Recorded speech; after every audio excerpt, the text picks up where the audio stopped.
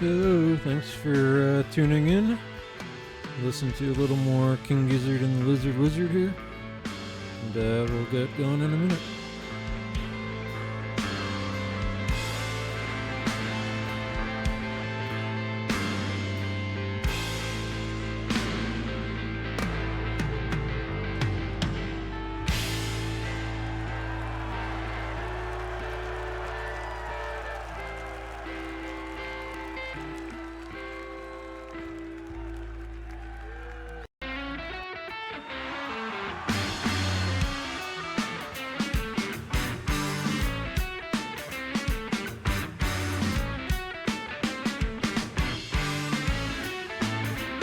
For all the other sad pilots out there.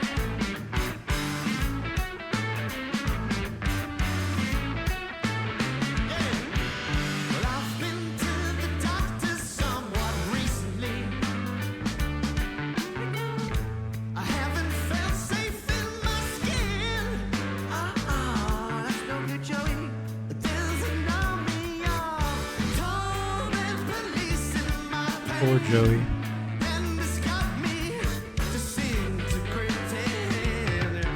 He's disintegrating.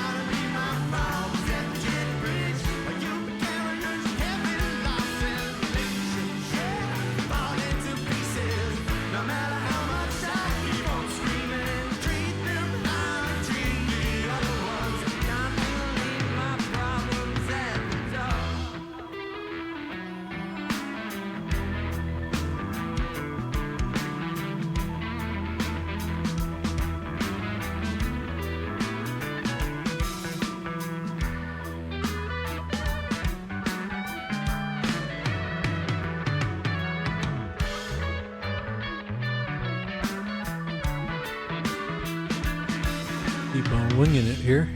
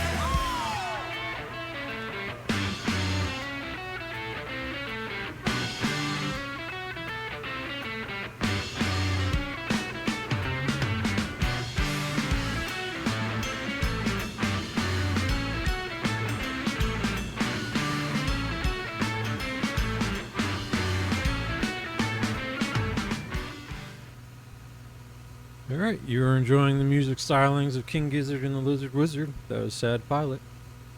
Hey, I'm Nate. Thanks for joining me today on a Boeing 737-800. We will be flying from Los Angeles to San Francisco. It looks like fairly nice weather out on the West Coast. So I thought I would jump into XP12 today and have a little flight up the coast and enjoy some views. And also, this stream is in honor of Shohei Ohtani, who had a hell of a game. So once we get up into cruise, we can talk about arguably the greatest baseball player ever. And that's not even a hot take. So, so hey, I'm Nate. Thanks for popping in or giving this a watch. I am a hobbyist flight simulator. This is one of my favorite quote-unquote games, sim game, whatever you want to call it. We're in X-Plane 12 today, and I'm be flying from LA to San Francisco. I'm not a real pilot or anything. This is just a fun hobby of mine. And I'm calling these my VATSIM Accountability streams because I am slowly working my way up. Ooh, here's our funky passengers. Working my way up to get on VATSIM a little more. I just got X-Plane recently, so I'm getting used to the flight model, which is a bit different here in X-Plane than Microsoft Flight Sim.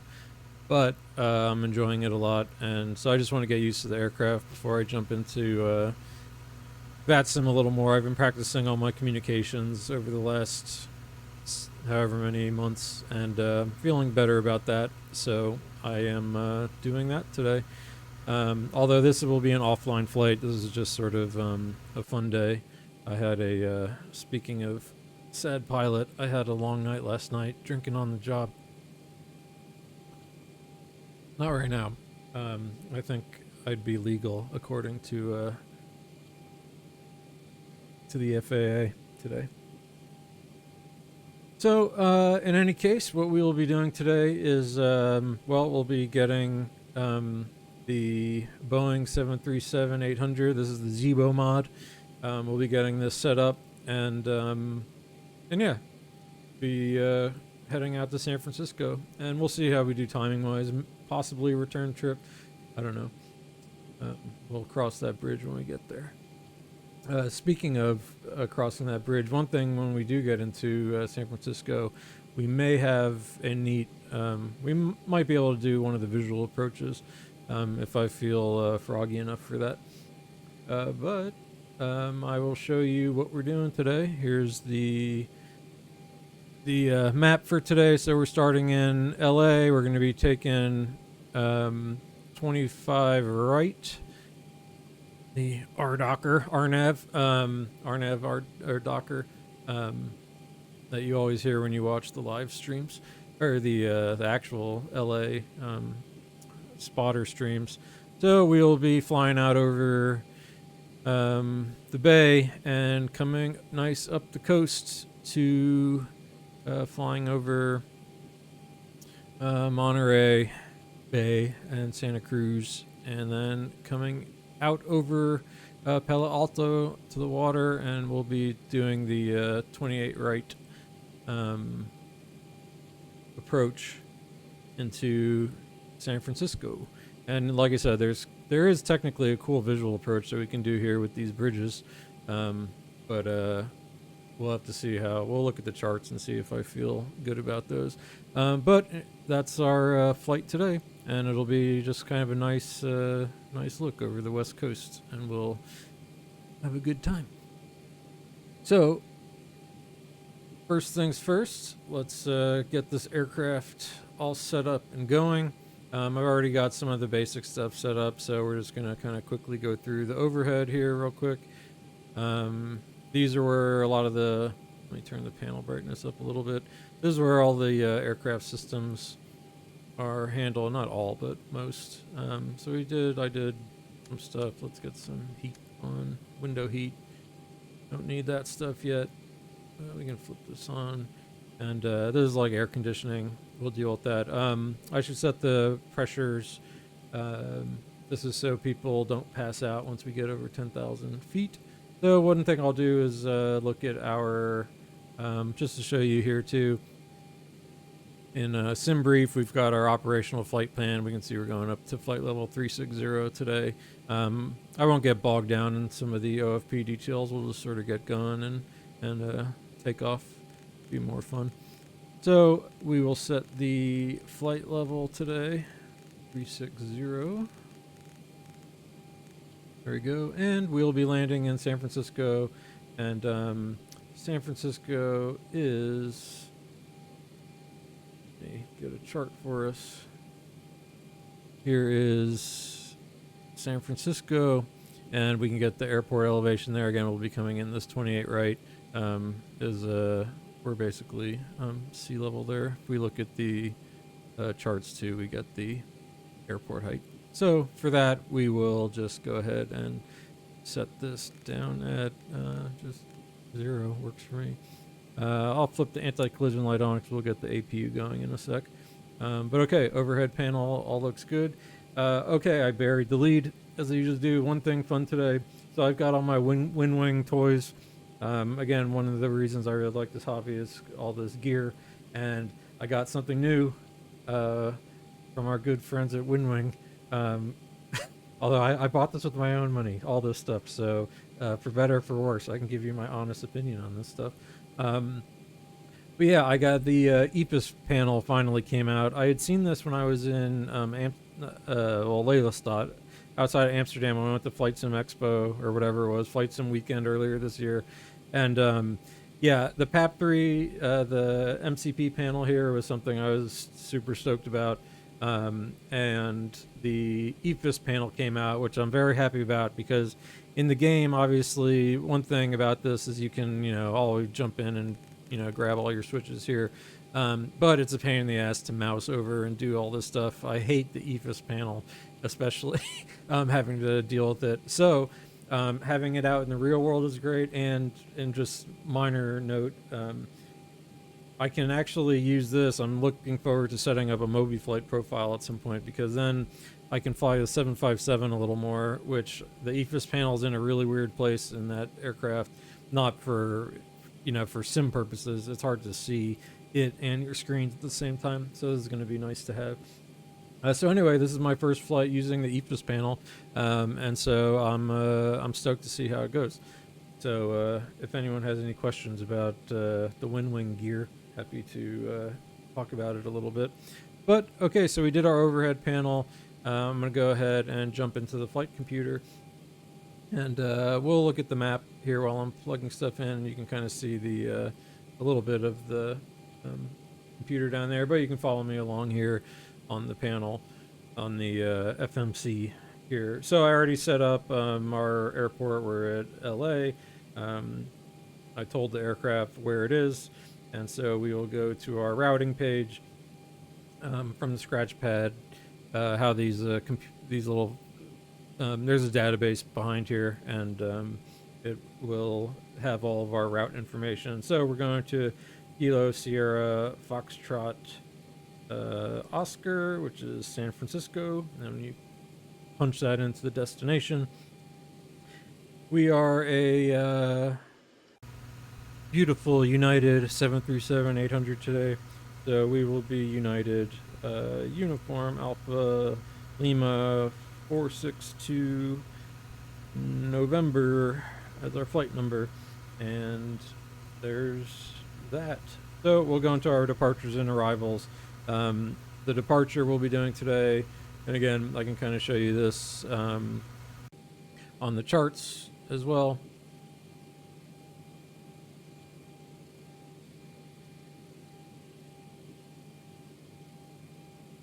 So here we are in LA. We'll do our kind of taxi and departure briefing. So how these kind of airliners work, you'd get a flight plan, and then you would dial in all this information. And so what you get is the runway you'll be taking off. So I'll find here we are doing 25 right. So So I will select that. And then there are these standard instrument departures. And if you take a look at what those look, we'll be doing the Summer 2 RNAV departure. And this kind of shows a standard routing to get out of LA and head for airliner or for aircraft that are heading out to, you know, at least this north west and southwest.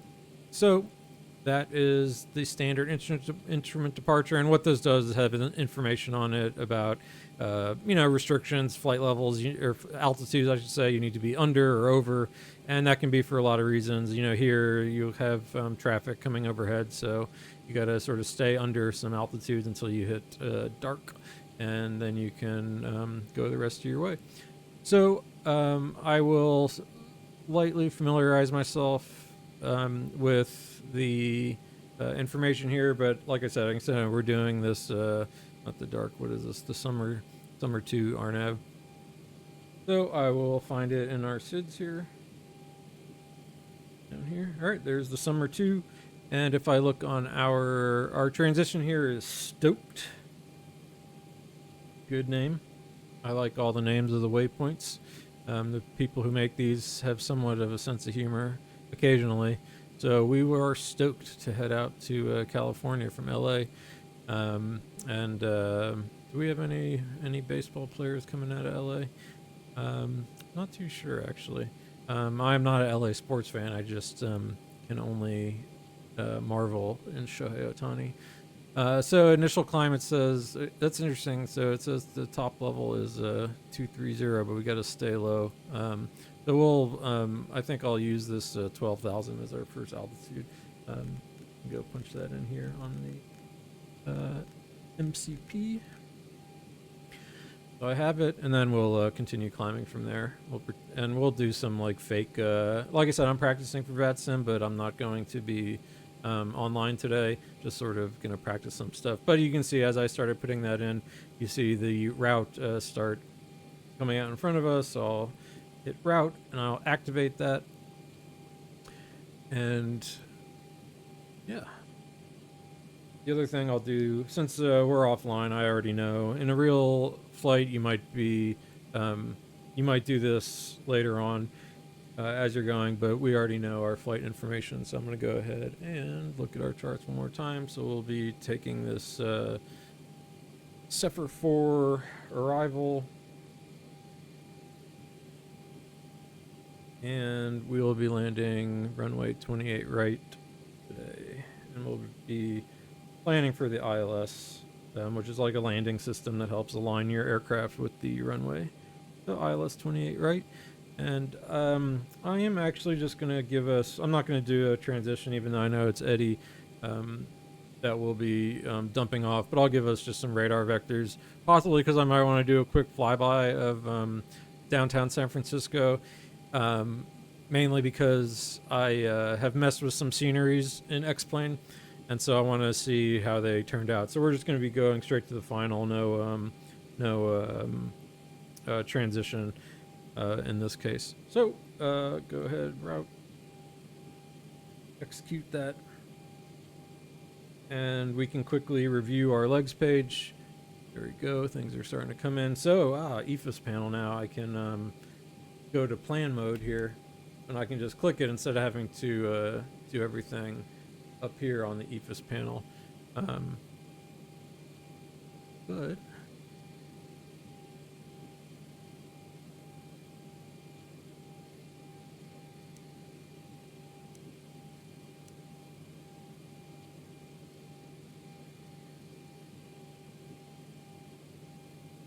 okay, we doing up here?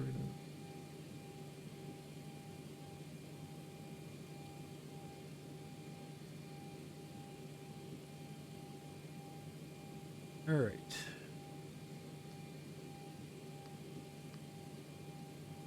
The other thing I'll do is set up the aircraft right now.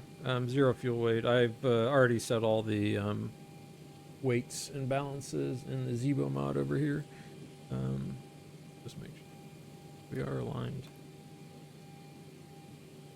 So one last little check of this, our OFP here. get our reserve fuel is all right. Final 5.5 reserves. The cost index today is very low, so gas is expensive, is what that means.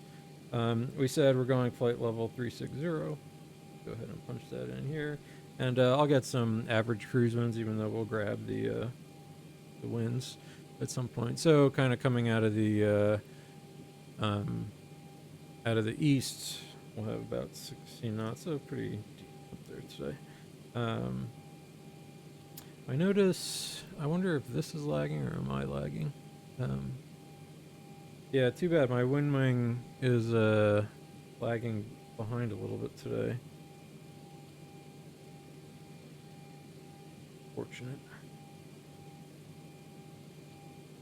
Okay, out constraint eddy. We'll take a look at that in a minute. So I can finish up the routing.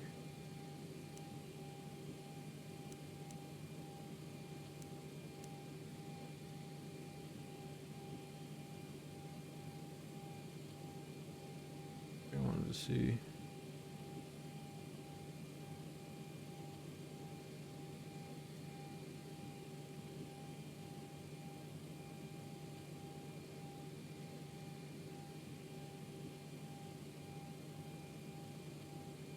Oh no.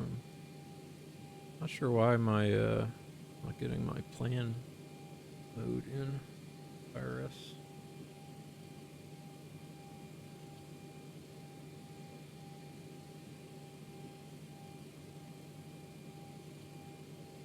Dude.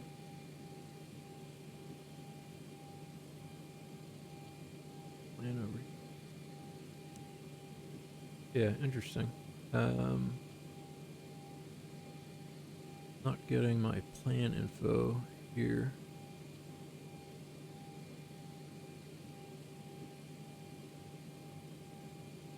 I wonder if that has something to do with the EFIS.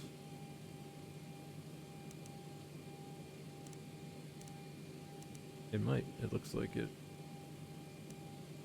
Okay, so first little bug here. It looks like it will not let me. Oh, that's a bummer. All right. Well, that's for maybe if I zoom in or out more. Okay. Well, WINWING first thing. Looks like I cannot. I can get into the plane, but it doesn't actually stick.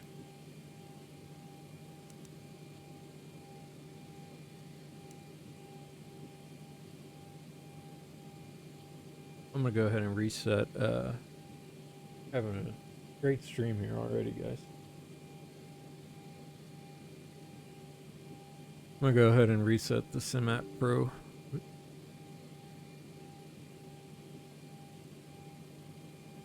See if that gets us anything.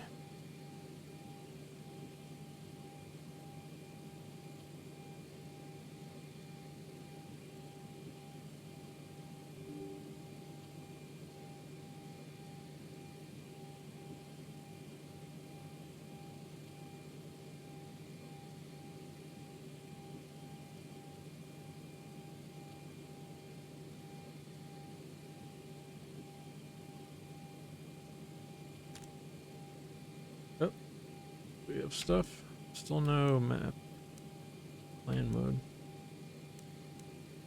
Huh, that's I'm bummed. I'm gonna have to check stuff out. Anyway, we can go on this other side here, and go to the plan mode on the first officer side at least, and we'll step through our. Just the thing, I don't want to have to deal with this EFIS panel today, and then here we go. So I'm gonna step through this. We're gonna have a big route discontinuity because I don't have the whole flight plan from Stoke to Sefer put in, but okay, the rest of it is looking good. So let me go ahead and finish putting in the flight plan, and for that I will once again pull up SimBrief and scroll to our Okay, here's our actual routing here, and actually, yeah, it's just direct to Zephyr.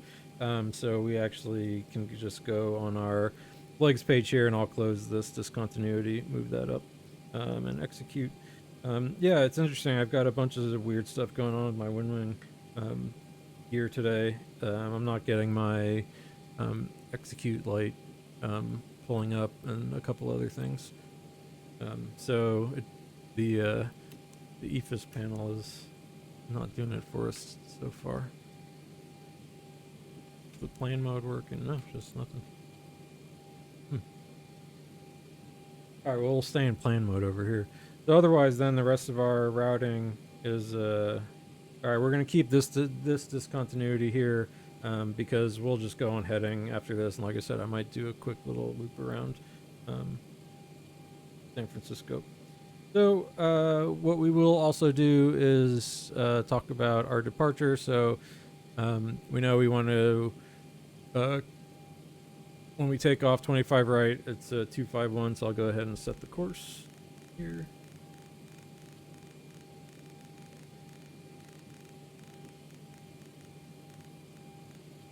One.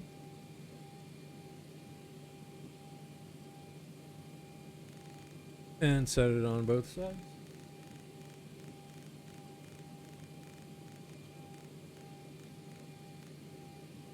And the course is used to give us some visual references and also to line us up with the ILS or VOR stations. So our initial heading is also going to be 251. We said we're going up to 12,000. Now I can figure out our speeds. So I did this, the initialization, go to the N1 limit. This is the basically when we tell the engines how hard we want them to work. Unfortunately, the Zebo mod doesn't have a working performance calculator in it, but SimBrief does. So we will check out the runway analysis here, and we will set the select temp, which is sort of an assumed way of telling the engines, a way to run more or less efficiently. So we have our speeds. SimBrief wants us to do a takeoff 1, so that's like a derated takeoff. We're only using so much thrust, and it will say give us climb 1. That works for me. Oh, I just put the outside temperature as that, which is wrong. So in K at LA, let's check the weather. It is 6 degrees. Oh wow, is it really that chilly out in LA right now? Okay. The select temp is 44C, and it is actually 6C outside. It's only 43. Okay, that makes more sense. All right, so now we will do the takeoff 1, and let's see. Okay, climb 2. So a nice leisurely takeoff today. Go to the takeoff page and set our takeoff flaps 5, center of gravity, and the V1 speeds. I'll check them against SimBrief and 142, 142, 143, 147. Okay, these are actually pretty consistent here. We'll go with the Zebo because SimBrief is kind of weird sometimes. So V1, 142, that's the speed which basically you got to decide whether you're taking off or hitting the brakes. VR, that's the speed you will take off, pull back on the yoke. And V2 is, think of that like the kind of lowest safe speed you can fly with one engine. So we'll set that 147. And yeah, so I will go ahead and turn our flight directors on. Still no plan. So yeah, flight directors are on, and this will be an LNAV VNAV departure. So I can set that up as well, and that feels pretty good. We can do a quick departure or a taxi briefing. So we're over here, Terminal 7. We're gonna push back on Charlie 6, and we don't have very far to go. 25 right, so we'll just kind of take we'll take Charlie 6 to Bravo, and Bravo 1 go full length. And yeah, and as for our We'll just have to stay below 3,000, below 5,000, and I can quicken look in our legs page, and we have those right here. We can see the speeds and altitude restrictions are all plugged in here. So yeah, so this is looking good. I like what I'm seeing here.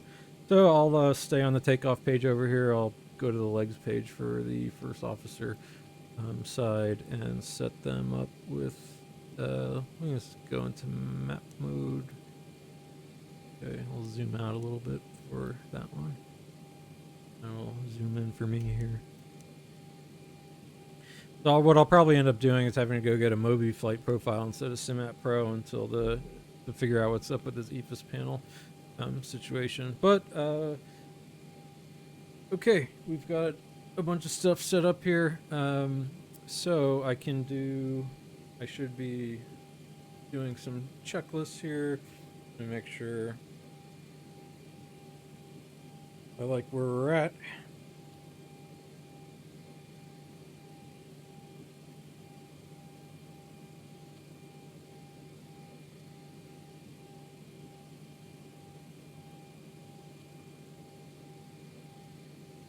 Okay, so I'm gonna go ahead and do our before start checklist, but I can go ahead and get some more stuff going up here. So I'll go ahead and get a fuel pump on.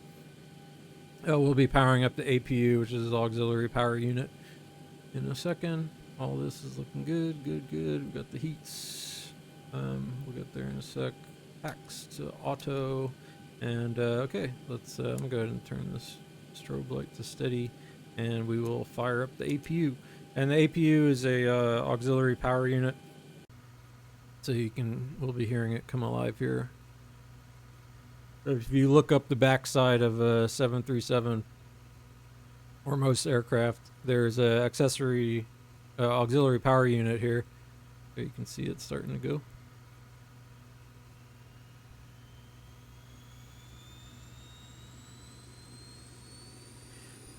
And that's like a smaller engine. It kind of is sucking in air here, and that's going to provide pressurized air for the aircraft and some electrical power. Right now we're on a ground power unit. So the APU starts coming on. You can see the exhaust gas temperature rising. That was all that fun stuff we saw spitting out the back. And that will, once that settles, we'll see our APU. This is a kind of electrical panel there. It says, okay, APU is ready. We can switch over. So when you're sitting in an aircraft and you hear these sort of weird sounds like that, that's switching over the power, and we can go ahead and get rid of the ground power now too. So I will go in the Zebo mod here. We can go to just ground services. Parking brakes are set. So I'm gonna go ahead and get rid of the chocks and get rid of the GPU. And did I do everything? Okay, so the APU is on. I'm gonna go ahead and get our electric hydraulics on and turn the APU bleed air on, which, like I said, the APU is producing pressurized air, and we can sort of take some of that to give people air conditioning and do other stuff in the aircraft. So, all right, this is feeling good. We're gonna get ready for pushback. I could go all the engines on, but let's go ahead and get our pushback. Ground to cockpit, please show me where you want to go. Okay. Well, that's where I want to go.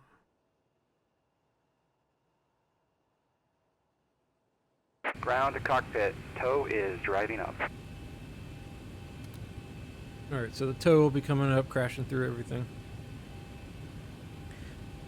And at this point, we can also hear all of our passengers. Let's go ahead and lock them out. Deny. Okay, door is closed. Alright, I'm going to do a quick before start checklist. The flight deck door is closed and locked. Fuel is, yeah, we've got a bunch of fuel set up with the OFP. Passenger signs are on. All doors and hatches are closed, ready to connect. Okay, so let's quick and tell them to, I have to actually,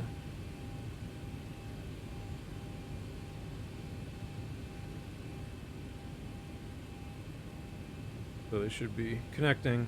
Okay, so we got our MCP is all set. Course is set. We have our V2 speeds. Heading is set. First altitude is set. The other course is set. LNAV, VNAV. That works for me. The CDU pre-flight. We had reviewed this as complete. Rudder and aileron trim be centered. Yep. Good. So connected and bypass pin inserted. All right, we did a Release parking taxi brake. and a very vague light takeoff briefing, but that will work for us for today. But like I said, we're just going to be taking off 251 and following this course. And since LNAV, VNAV, it'll be doing most of the work. We'll stay at 12,000 once we hit dark, and then from there I'll go ahead and keep climbing to the top altitude. Flight level 230 is what I'll plug in until we pretend to get radar vectors. So one thing I didn't do is, like I said, since I was practicing for VATSIM, anti-collision light on. All right, so that's the before start checklist complete, and we'll do the taxi in a sec after we push back. So yeah, so since I'm sort of practicing for VATSIM, one thing I would be doing is, like I didn't call in for my official clearance yet, and that's when I would have got the barometric pressure and wind.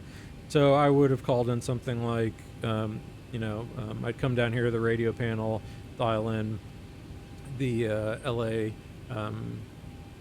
clearance, and say something like, what is this? Hey, LA clearance, United 462 November, requesting IFR clearance to destination. Where are we going? To San Francisco. And then they would give us a bunch of information. From there, we would say that we actually have a certain information to information hotel or whatever the current ATIS information is. That's about the winds and the pressure. I see right now the current QNH is 3002. So I will go ahead and set that up, 3002. And I could set the baro for our acceleration height, but that's okay for today. So yeah, that's the QNH is set, and like I said, the clearance would tell us something like, okay, you will be cleared to your destination. Expect runway 25 right. Doing the summer 2 departure. Let's say they gave us this altitude climb 12,000, climb and maintain 12,000, and yeah, they'd give us the local QNH is 30.02 and a squawk code so they could identify us, and then I would read all that stuff back. But now we'd also, so we would have done that earlier, now we will be doing our pushback. So I believe the tow said it is all hooked up. Yep, there we go. Like I said, someday these flight simulators will have collision detection, but for some reason someone parked their car under our plane here. Okay, so recall, yep, cool. Doesn't it like you about the fuel? Oh yeah, obviously. Getting ready to do all this. So let's go ahead and start the pushback. Ground services, better pushback. Alright, I already did this, so we will start getting ready. I'm going to release the parking brakes, and they should start giving us a push. Starting pushback, and you may start engines. Alright, we can start our engines. So that's, I turned all of our fuel pumps on, and everything else is looking good. Good. So to get started, I will turn the packs off. That gives us some more air to work with. And that's what we'll be using to start up the engine. So to start them up, go ahead and set ground for this engine 2. And if we look down here, what you'll be seeing is the N2 rise. You can kind of hear it.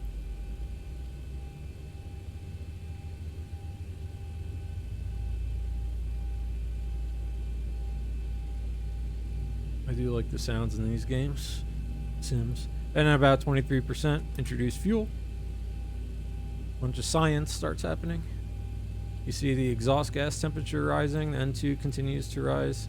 See our fuel pressure, oil temperatures, all that kind of good stuff.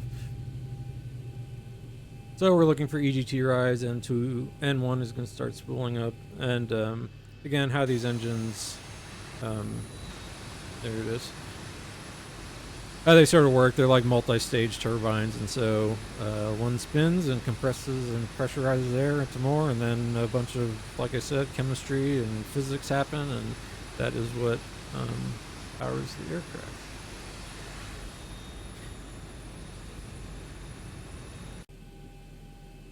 Okay, so we have good engine 1 start. Everything is sort of stabilizing, looking good, and we will go ahead. Whoops, I don't want to look at you people. Go ahead and start. Operation complete. Set parking brake. Hey, person. So go ahead and set the parking brake. Disconnecting tow. Stand by.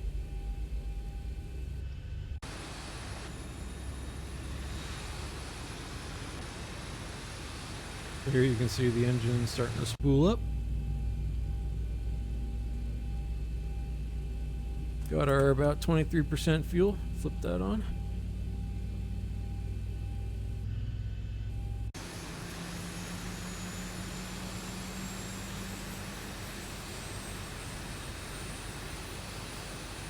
Alright, it's telling us we're good to disconnect, so I'll go ahead and do that.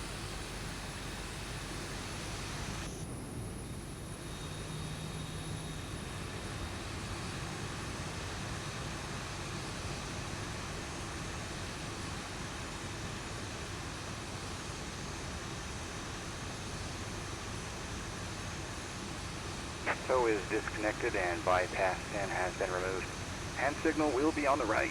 We'll see you next time and have a great flight. Alright, thank you, buddy.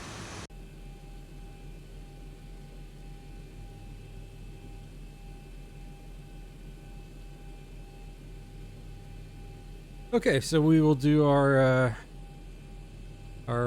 before taxi, after pushback, however you want to say this flows. So one thing we can do is go ahead and set the trim, so it's 5.75. There we go. Good. I'll go ahead and set the flaps, like we said, flaps 5 2.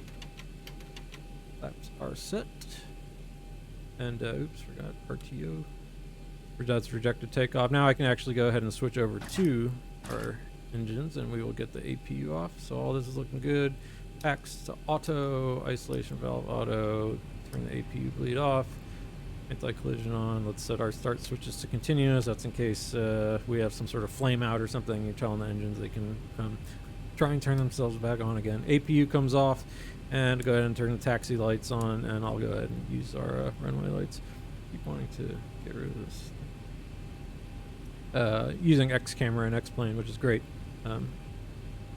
Really nice. I highly recommend it. A lot better than the default X-plane camera. So things are looking good here. Oh, I didn't have my cup of coffee. Take a look. Quick puff of oxygen. All right, and I will do also a flight instrument check just to make sure my stuff is all plugged in, so I can show the yoke here. Okay, full back, pull up, pull down, left, right. And then I've got the head shake app, so you'll see my plane kind of shake around a little bit on doing testing the rotors. All right, that all looked good. So get rid of the system page, and let's do our before taxi checklist, see if I missed anything. So we have the generators are on, probe heat, auto, we shouldn't need those today. Anti-ice is off, we won't need that today, I believe. Engine start switches are continuous. Recall is checked. Okay, no problems. Auto brake is set. RTO, rejected takeoff. Basically, it'll slam the brakes for us. Engine start levers are idle. That looks good. Flight controls are checked, and ground equipment is cleared. So we are ready. So, like I said, we're going to be doing this Charlie 6 and going over to runway 25 right. So Charlie 6 to, we'll just go Bravo and Bravo 1 and hold short there. So this all feels good. Go ahead and release the parking brakes. And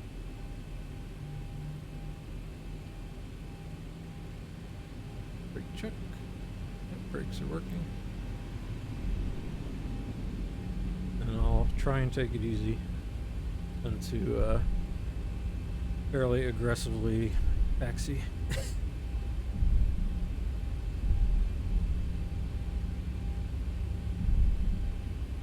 Okay, so we are on Charlie 6. There's Charlie 6, so we'll kind of continue along that. This is a weird little something going on here. Guess we can make that. This could be a scenery mismatch thing.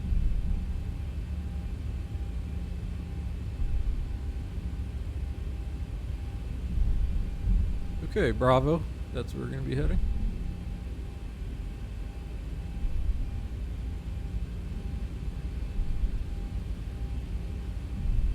That is the runway. You don't want to go there. All of those bright red things.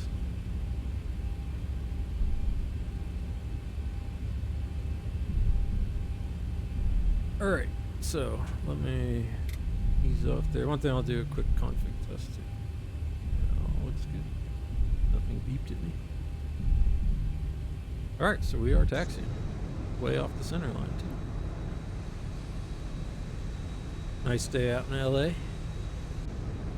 Nice and cool out in LA.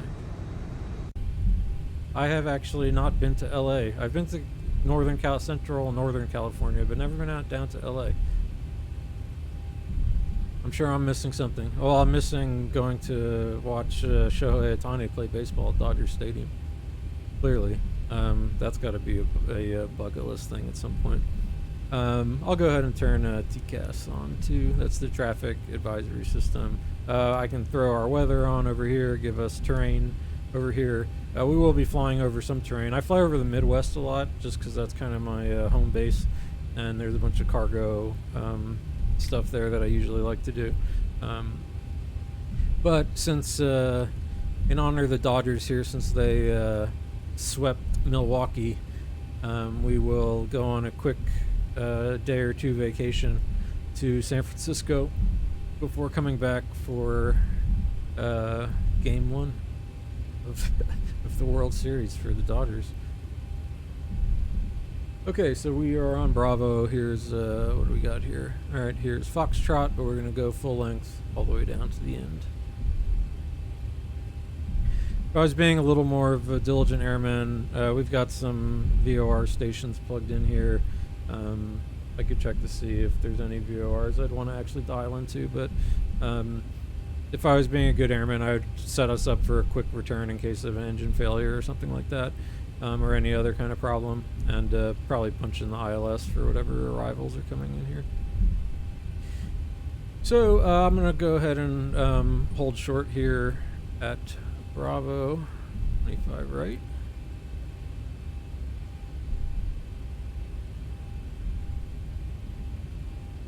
Brakes here. Try and get the rest of our aircraft set up. Alright, parking brake is set.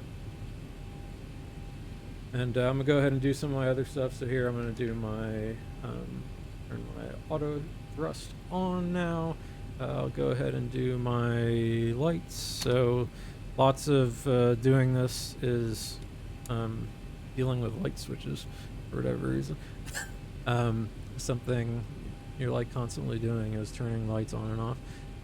If this was, if I was on VATSIM or in real life, I would have also gotten, well, first of all, I would have gotten actual instructions about how to actually do that taxi. But then I would also have been switched over to tower, who would tell me something like, okay, you know, I'd say, hey, United 462 November, holding short at 25 right at Bravo 1. And they would say something like, you know, okay, line up and wait 25 right and expect clearance. So let's say they gave us just line up and wait and clearance. So we will go ahead and line up and wait, and then we can do our Pull the parking brake here.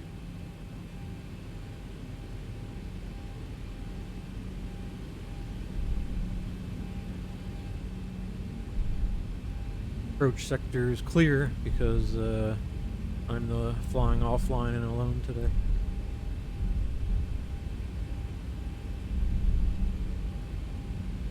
Here is 25 right, and we can check.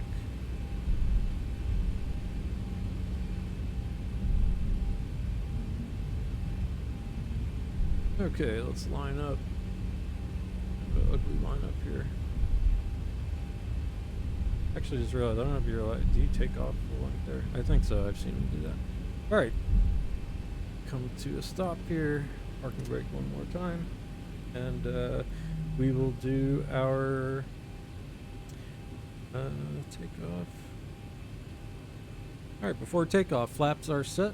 Flaps 5 and stabilizer trim is set. 5 and 5.75. All right, cool. So this is all looking good. We're ready to rock. So okay, how these takeoffs work is, I essentially press like a launch button, and that will get us on our way. So I'll check the winds one last time. 60 at 6 knots, so not too bad. Getting a little, interestingly enough, a little bit of tailwind, which you typically don't want, but that's okay for us here. So everything looks good. Let's go ahead and take off and enjoy a little view over the bay as well. All right, parking brakes are off. What we do is go spool up the engine to about 40%.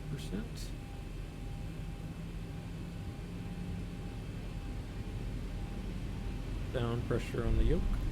All right, then I press toga, N1 toga. So toga is takeoff, go around power. Basically, the auto thrust sets the throttles to full. And so I will try and maintain the center line here. You'll hear a co-pilot calling out some stuff. 80 knots. Okay, 80 knots check. We have thrust hold. Now I'm waiting for him to read off our V1 speed. That's like if the engine blew up right now, I knew I could hit the brakes, but once it says V1, I wouldn't be able to. Allowed to. V1, rotate. All right, rotate. So we gently pull back on the flight controls. Great. You heard positive rate, so we're flying. So we can put the gear up. Got thrust hold, LNAV. 400. All right. LNAV, VNAV speed, check.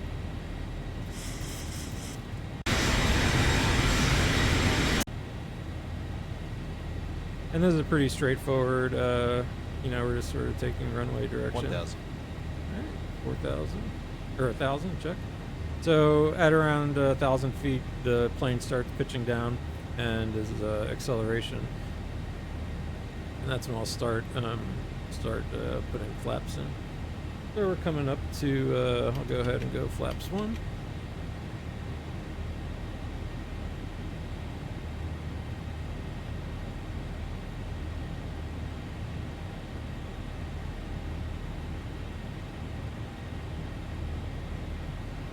Coming to our up speed.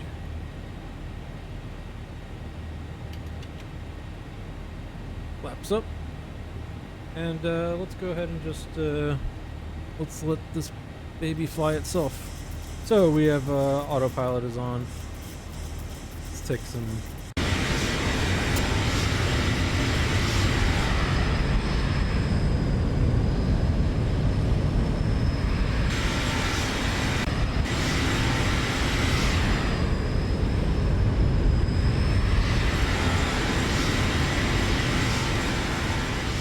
Probably a little or a lot loud. Turn that down a little bit for us. Yeah, so there's LA, lovely Los Angeles. So we are accelerating 250. I'll go ahead and do some of the. Let me get rid of the yoke. I don't need to see it right now. So yeah, we're on our way here. Go ahead and zoom this out a little bit. And we can see we're coming up to that McGee waypoint here, and dark is the one why we set that 12,000. I'm also going to check something else out too. I noticed the other day the VNAV logic in the Zebo did something a little at least unexpected for me. So I'm not gonna immediately start our climb. I'm gonna just stay to that restriction. I'm curious if the VNav kicks out. Anyway, let's do a little cleanup. Parking brake. The landing gear set to off. RTO off. What is that? We can leave our lights on. Anything else to do up here? Start switches can come off. And yeah, everything's looking groovy up here otherwise. And we will just keep climbing. There's our people.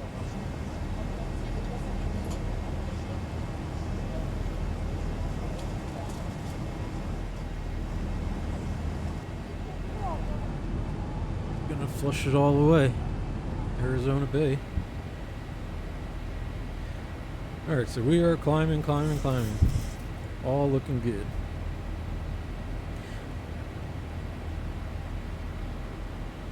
So, nothing else I really want to do here. I'll go to the legs page. I'm guessing this plan's still not work. Yeah, what a total bummer. I wonder, that's something I'll go back and look to see if I'm doing something weird there. I don't think so, but anyway, let me reset the heading bug. That so you see that kind of dotted line here on the nav map shows you what your selected heading would be, and in these Boeing aircraft you actually have to always make sure it's where you're going. Okay, so we are climbing, everything's looking good. Now once you're on autopilot, yeah, they call it that for a reason, you're kind of on autopilot. But one thing we would do, so depending where we are in the world, at 10,000 feet you might do some, so 10,000 feet you can also start speeding up. But we'll do some of the, some flows that you might do at 10,000 feet, like go ahead and turn off the lights. Taxi light I would have flipped off, I think, when I would have gotten my takeoff clearance. I've seen, it depends on the checklist, but some of them do that. But we can see we're, pressurization's looking good. Okay, so the overhead panel we won't have to deal with for a while. But okay, like I said, coming up to 12,000, and this is what I'm really curious about. So I'm going to watch here if our, I'd expect to see, I think, MCP, reset MCP altitude here. Last time what it did was just kick me out of VNav and went into Alt, Hold, and Speed mode, which I don't know if it's supposed to do that or not. I'm going to have to get... So there, MCP speed, Alt acquired. Yeah, so it does kick us out of VNav there. So our MCP speed, so it's, you can see kind of on the overhead panel, it kicked into speed mode. That now is basically I'm manually controlling the speed. And also the altitude is here. We've gotten to our height. Alt hold, so it's going to stay here at 12,000. So that's something I want to ask some of my local friends on the Discords, because I would have expected it, I think, to just stay in VNav but tell us to kind of reset things. I'm sure that's something I'm misunderstanding in the VNav logic, but in any case we can pretend we got the clearance to keep climbing here. So for our sakes, we'll just go up to our cruising altitude 360.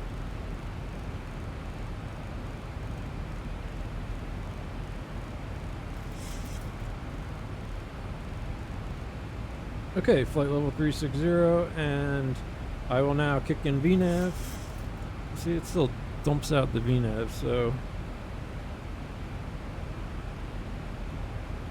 Okay, N1 LNAV VNav speed.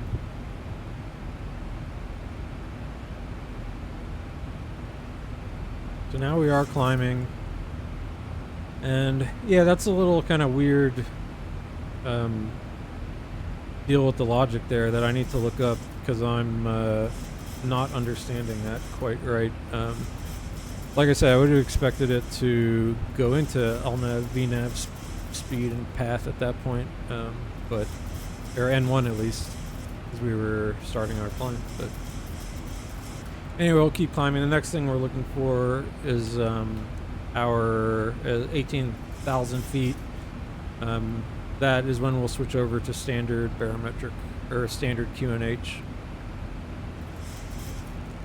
With the heading mode.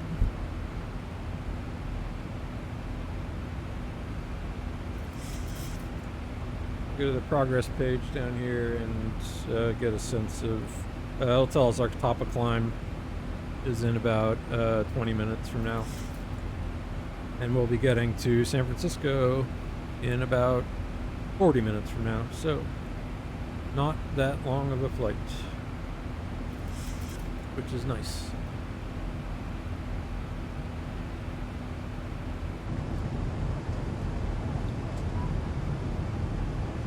Enjoy the Pacific coastline. Malibu, somewhere around there. La Jolla. Good surfing, I hear.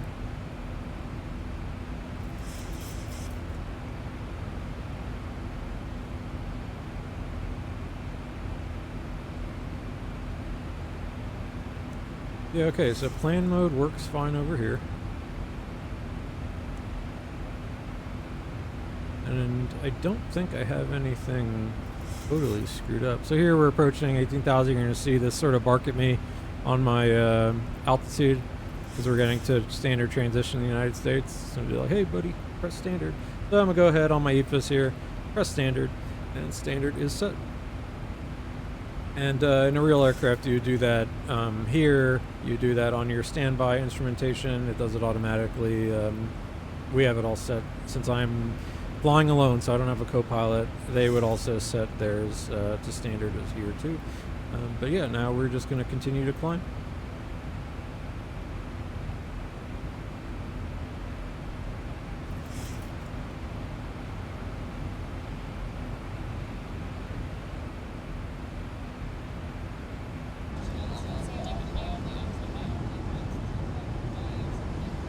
So yeah, we get a, it's too bad. The Zibo has, I was saying the other day, one thing I love about flight sim, and just because I'm an uncanny valley person, so this stuff, I get a kick out of this. Now, Zibo has, yeah, look at this guy. Is that Rob Lowe? That's Rob Lowe. I need to get him a MLB hat. He is a Dodgers fan. This could be Rob Lowe. Let's say that. I mean that's a splitting image. So in the Zibo mod, you've got kind of these clunky characters. Hey girl. And in Microsoft Flight Sim, which I loaded up for the first time the other day, and it was actually, that was the fun part, was having GSX, which is the kind of like a add-on ground handling, and you get funny looking passengers and AI that walks around, and I kind of like that.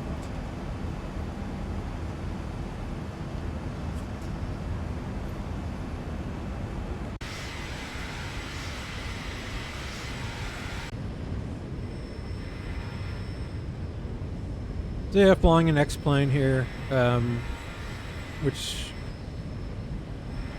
I will say I did go into Microsoft the other day just to sort of see how things were. I hadn't updated in a long time, and I'm still just on 2020. Man, Microsoft, I mean, X-plane still looks pretty solid, but once you go into MS-20 or 2024, the scenery does kind of pop a little bit better, but still, this is, I'm enjoying X-plane a lot, if not just for the flight dynamics. Go ahead and reset the heading bug once again here. Alright, so we are climbing, everything's looking good. We are, go ahead and let's get some drinks so I can turn off the seatbelts for everybody back there.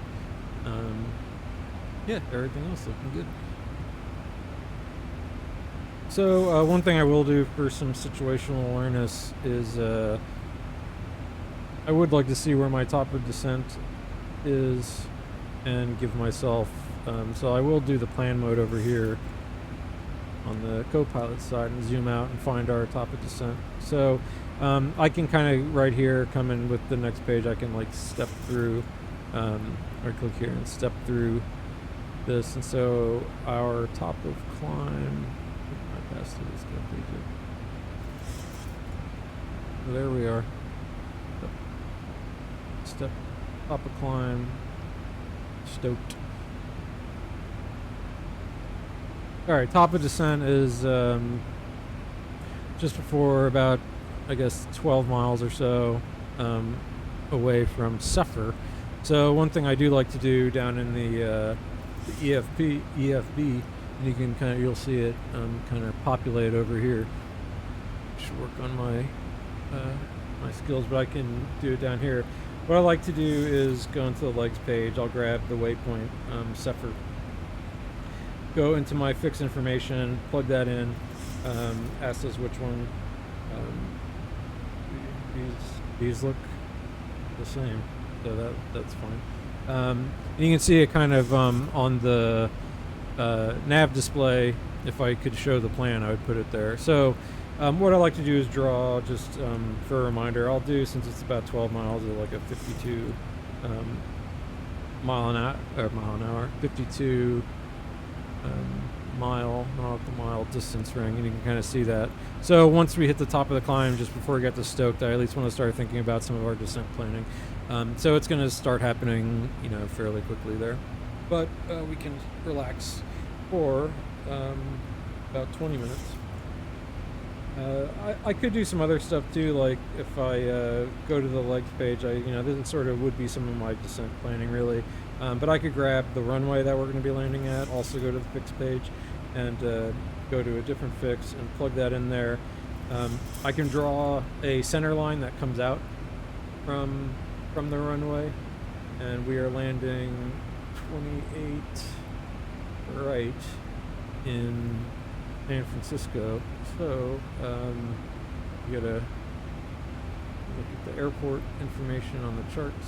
Just to show you here, we'll be coming on this 28 right, and yeah, so I can draw a center line kind of in the nav computer that shoots out from there, and you use the reciprocal of 284. So you do that math, 104.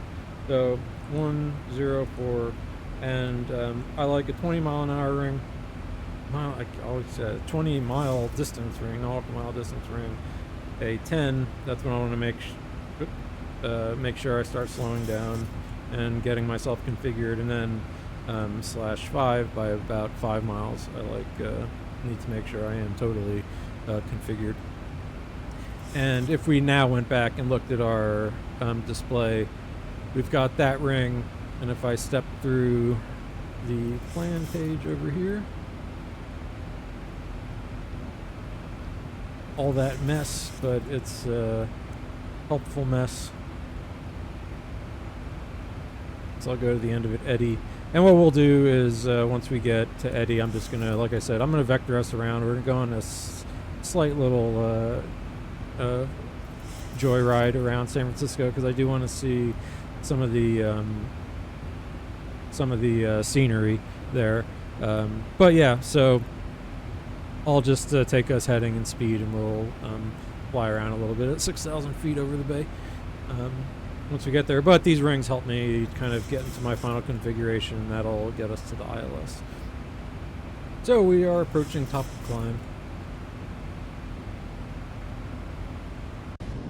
But yeah, so the baseball was pretty incredible the other night. First of all, props to, I was going to fly from Seattle to Milwaukee, but that's like 4-hour flight. I don't, that's not for me. You know, this 50-minute flight does the trick for me. Maybe Santa Maria. Pismo. So we know Donnie has surfed from Pismo all the way to La Jolla. I think it's just, where is La Jolla? Somewhere down here. Oh. Oops.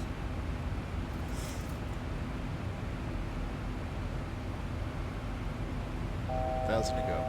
All right, 1,000 to go. If I was being nice, I could go into vertical speed mode and flatten out for our passengers, but no worries.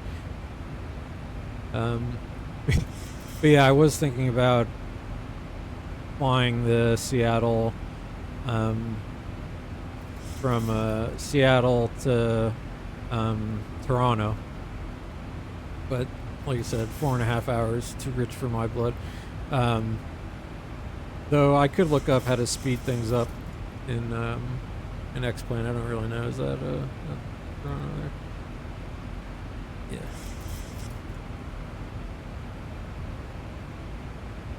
So maybe we'll see what happens. Maybe we'll fly. It actually would be nice if Seattle ends up winning, because then when we do, we could follow the team planes back and forth from LA to Seattle, and that's, what was that, only, I mean, that was kind of longish too. I mean, it's still the United States. It's freaking huge. So it will take a while either way. But yeah, so this is where we are now. We're kind of over, still cruising over the coast here in California. And what I was talking about is there are these cool visual approaches coming into, which I don't know, I wonder you might get in real life. I wonder if we went and looked at what's going on in San Francisco today. If we go to the networks, I guess the weather, do we have ATIS information? Yeah, so this is what's actually happening IRL. So yeah, we're arriving 28 right. Yeah, so here we go. 28 right and the tiptoe runway 28 left approach in use. So I'd have to, or the bridge, the visual bridge approach, which that's this one here. So a visual approach is essentially as you're getting, the ATC, instead of using the ILS, it will, although I think you still do, they tell you to intercept. Although I guess on this one they say, don't worry. In the other visual approach, this tiptoe one, as I recall, it says to intercept the localizer, which is the sort of beam to get you on the end. But for us, we would be doing this one from Eddy. But like I said, we're going to kind of just like keep flying out over the bay, and we can still come around and do this one. But for Class B, I'd have to stay. I'd have to come all the way back around. But yeah, you can use these visual cues. Basically, when you go over this bridge, that's why they call it the bridge. You fly over certain points here, so they're telling you where to go here. Like I said, I don't know if we'll actually do that visual, because I'll be not quite doing that routing.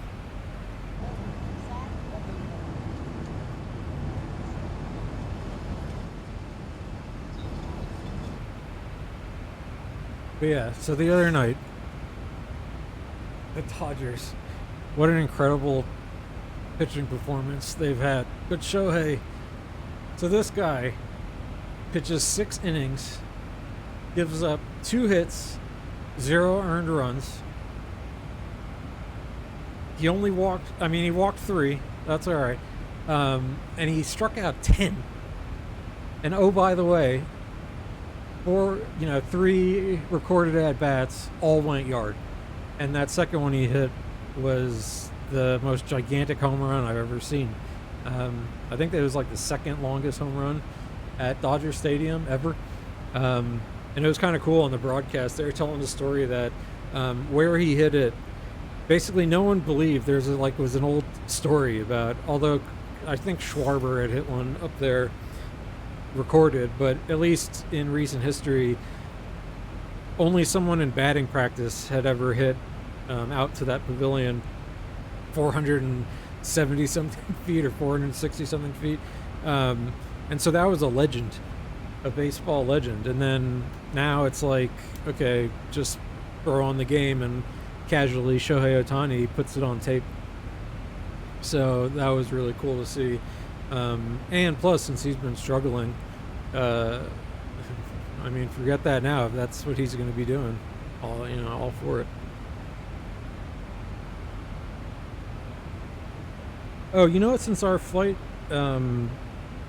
our cost index was so low, I just realized, we have like at gnarly, it actually wants us at 280. If I looked at our approach, 280 knots, and when the cost index is so low, I'm gonna go ahead and let's see if we're at our cruise. There's our target speed. If I go ahead back into our index performance, let's do like let's bump up our cost index.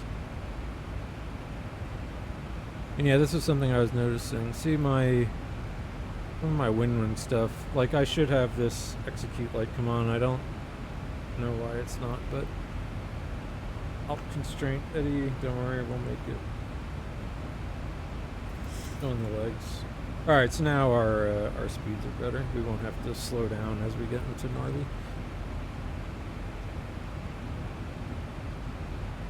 But yeah, but I think I don't know. Dodgers are probably a foregone conclusion.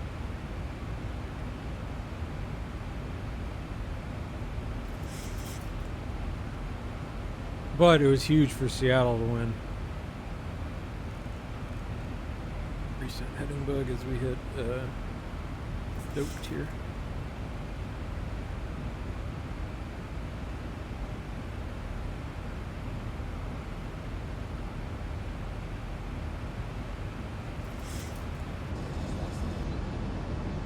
Nice views.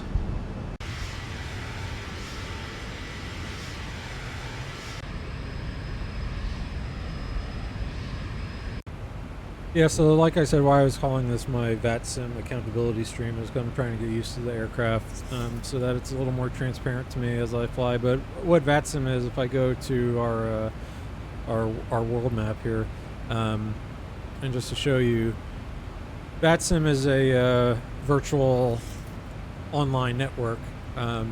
Essentially, other nerds like me can jump on here and fly together. So right now we would be flying with all these folks, Scott and whoever this is, Enrico, and there would be there's people controlling the ATC. So when we were just taking out of LA before, I would actually had Tower online.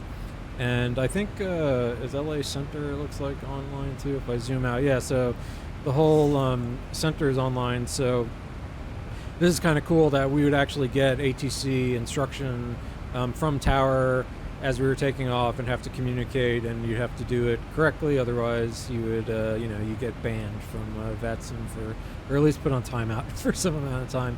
And I want to make sure I'm not fucking everything up. So I am trying to just get a little better with the aircraft before I do all this stuff. But that's what's kind of cool about VATSIM. There's lots of people flying around.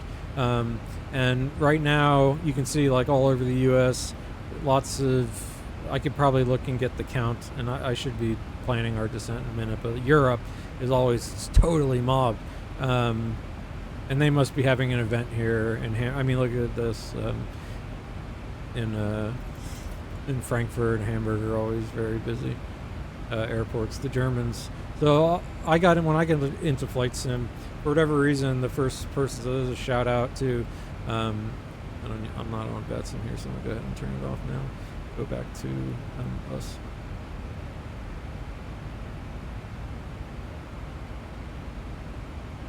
Yeah, for whatever reason, when I started getting into VATSIM, when I started getting into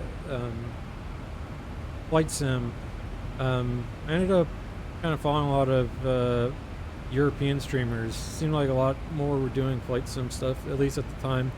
This is during the pandemic. The whole reason I started doing this was kind of to stretch my legs a little bit, at least virtually. I do love to travel and love to fly, and so this was nice to be able to kind of feel like I was getting out of the house to some extent. Not that I really need to get out of the house. I like being in the house. So anyway, yeah, so big shout out to Blackbox 711. He was a really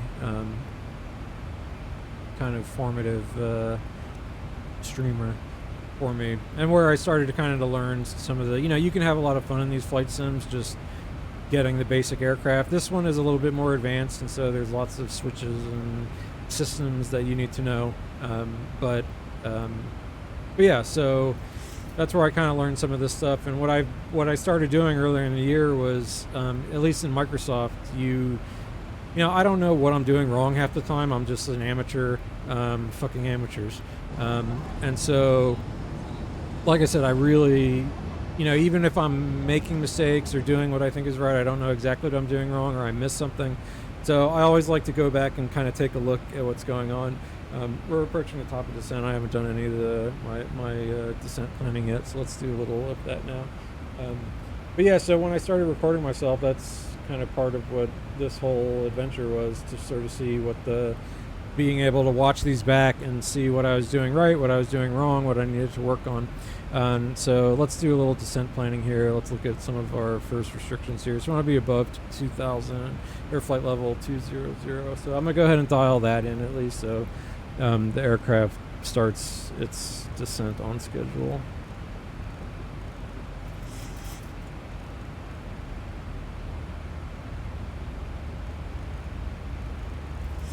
Okay, so it did already start the descent.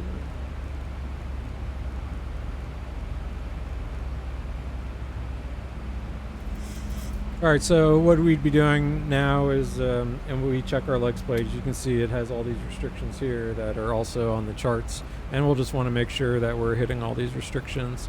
But yeah, like I said, we're going to sort of get down to 240 knots, 6,000 at Eddy here, and like I said, I'm just going to sort of kick out over the bay and do a loop around San Francisco, just because I wanted to see. We'll maybe head back to Eddy or something like that on the way, or I'll just program in the approach again.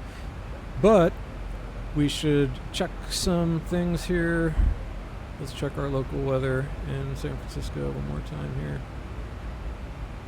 Okay, so the local QNH is 30.3. I'll go ahead and pre-dial that in here. 30.03.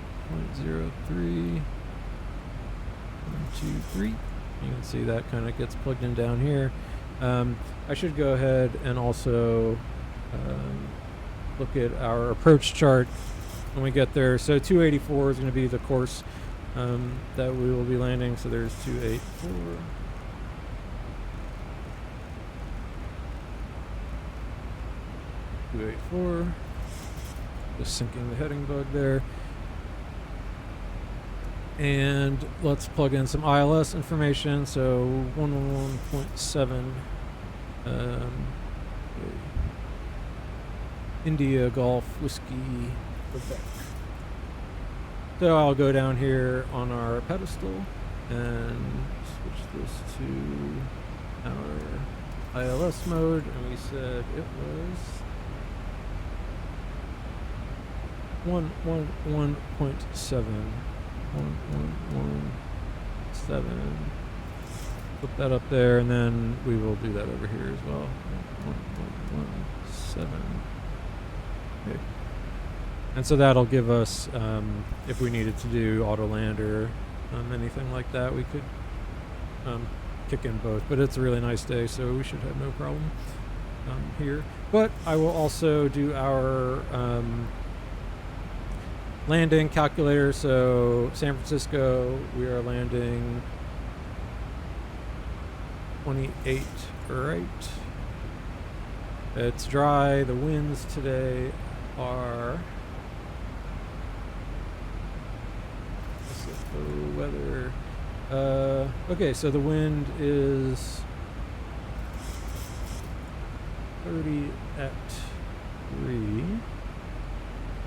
303. So we'll be getting a little bit of wind. I guess kind of like a almost tailwindish little touch. put in like that.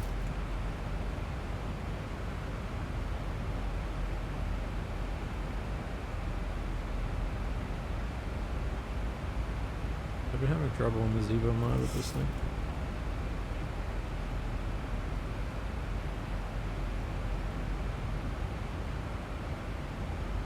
Like this. Okay.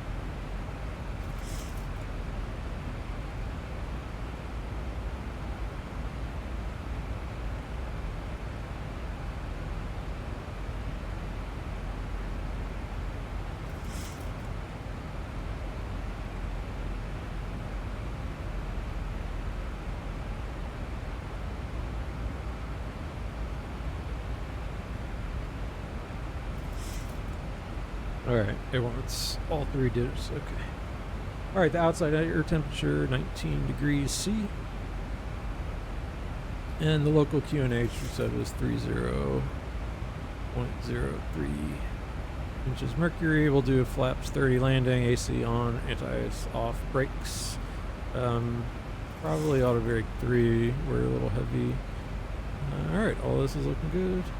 Okay, we'll check our takeoff weight, and to do that I go down into my FMC here.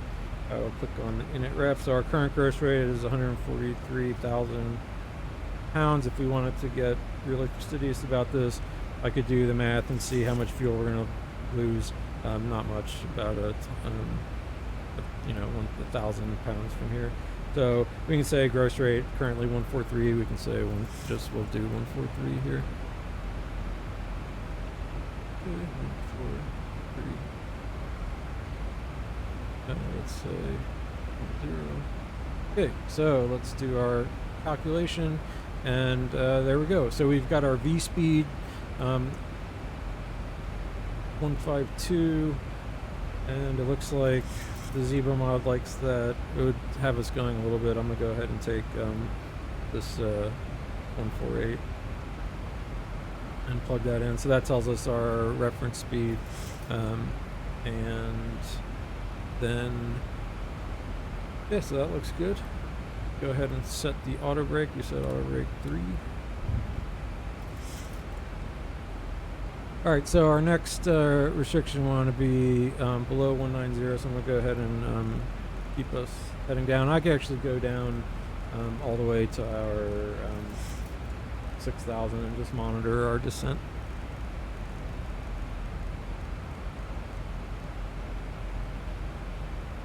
All right, the other thing I'll do is set the barometric pressure, the minimum decision altitude. And so if I look on the charts again, we've got for this ILS is 213 feet. So down here, I'll go ahead and set that. Or excuse me, that's the VREF speed in the barrel right here, so 213. All right, 213 is set.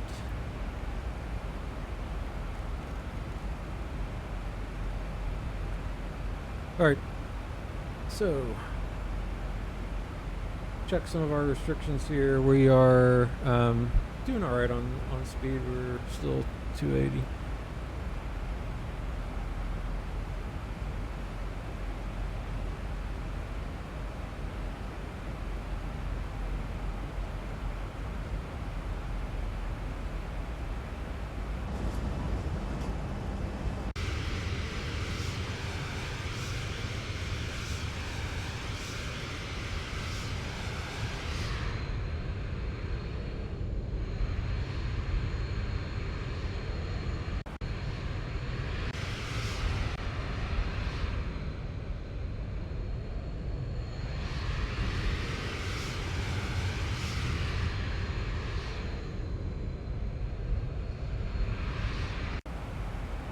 All right, everything's looking good.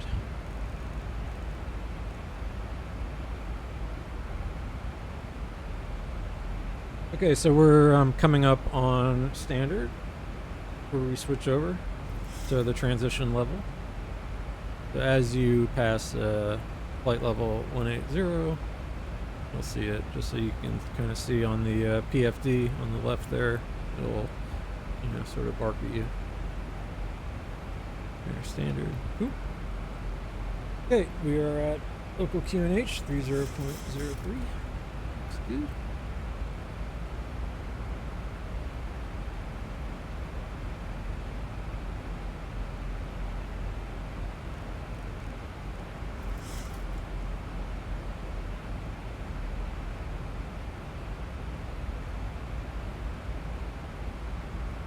Okay, so we will do our quick descent checklist. Pressurization, we've got the landing altitude is all good. Recall is checked.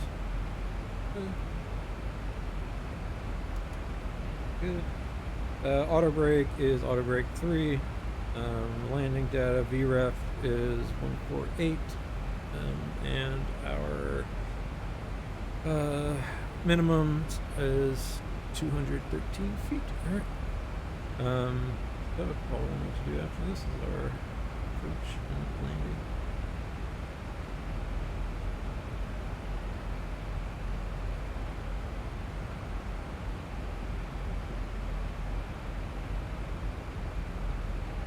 Although I guess I'm going to be shooting. So drag required. We are going a bit fast here. Go ahead and put the speed brakes out.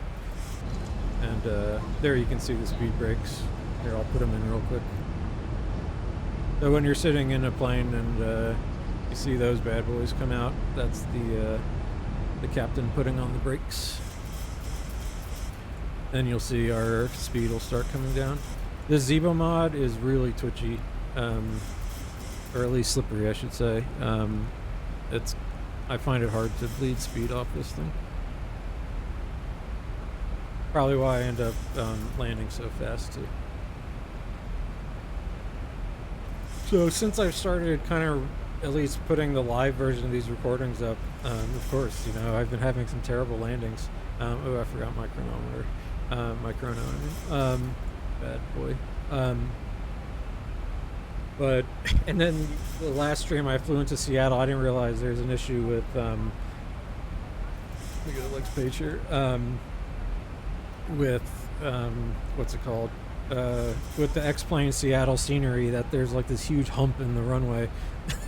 So as I was coming in, of course, you know, the last 2 times I had accidentally pressed the wrong button, the toga button on my yoke, or on my throttle, which was a bummer. And then so those were just like some fat finger mistakes that I made. And then so those were 2 really bad landings, but just kind of a mistake. And then as I was doing that Seattle landing, as I'm coming in, I'm like, what the hell's going on?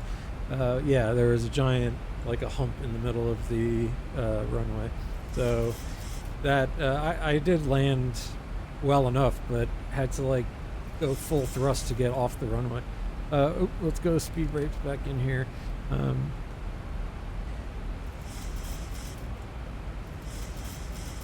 And so it wants us 240. Believe it or not, I'm gonna go ahead and I'm gonna just start slowing us down here.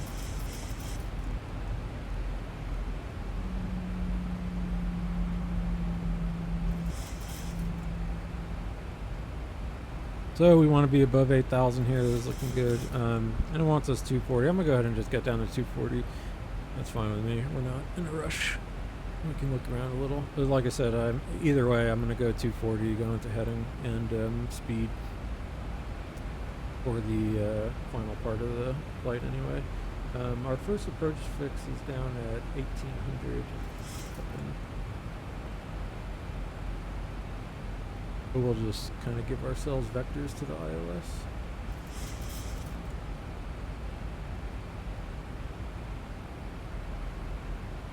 I know, you want more drag. You don't really need that much drag.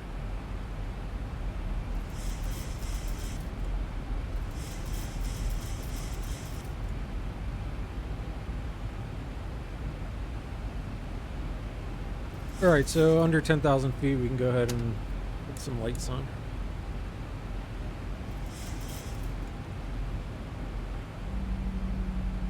So the one thing, you know, I wanted to see now is like, here come my rings. And again, just good for situational awareness. You know, I know, okay, there, I'm going to be at 20, 10. I got to start bleeding speed or slowing down. All the, getting my aircraft configured with the flaps. Putting my gear down. So we're nicely on path here.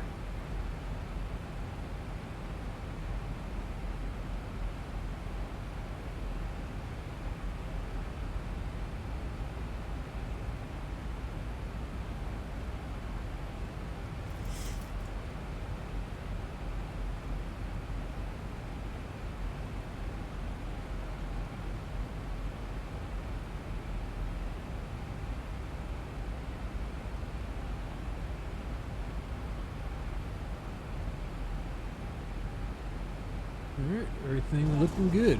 There's just so you can get a sense of where we are. About to head over the bay. Here's San Jose.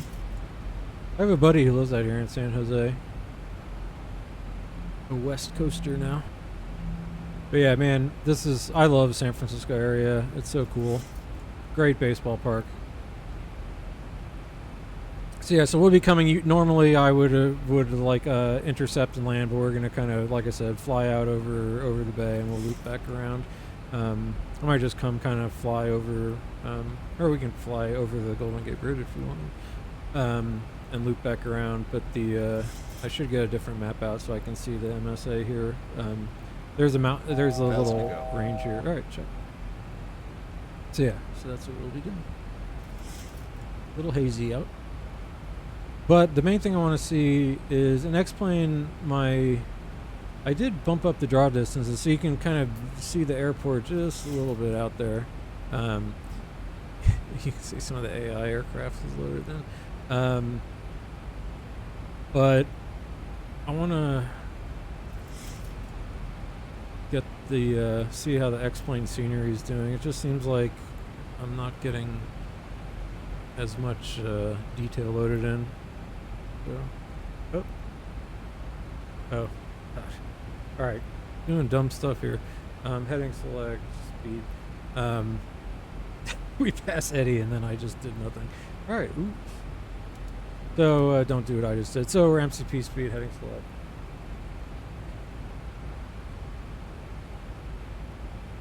And we went out hold. I'm gonna go ahead and get us back up to 6,000 level change. So that was bad. I wasn't paying attention and navel gazing.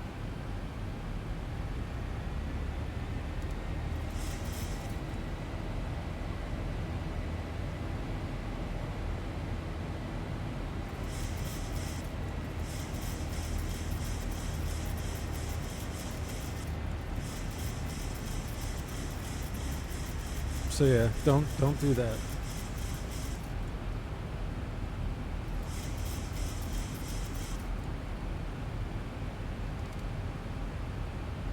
I'm gonna go ahead and, since I want to do kind of a slow pass anyway, go to our up speed.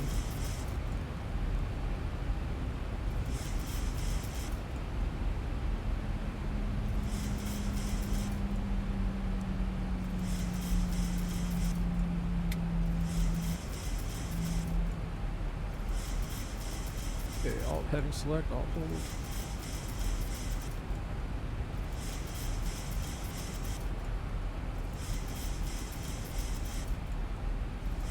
Yep, I know there's a discontinuity. One thing I can do is actually, I could just put in, I wonder though if it'll override it.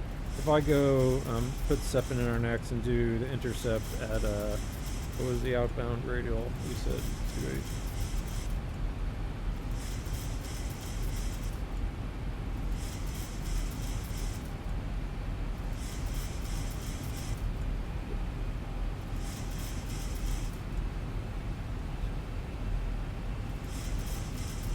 So I was just drawing a center line out.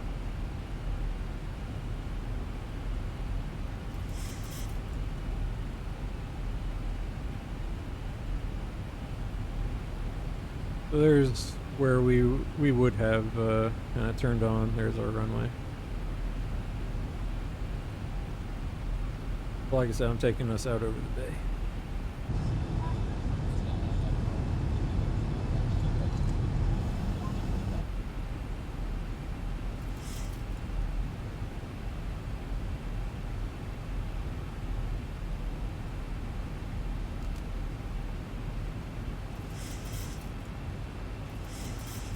Just so we could do a little scenery look. So if I zoom in, the airport is starting to come in a little. Good. But yeah, the last couple times I've been flying by the cities, I couldn't tell if maybe I had something up with my scenery. So I want to do this little flyby.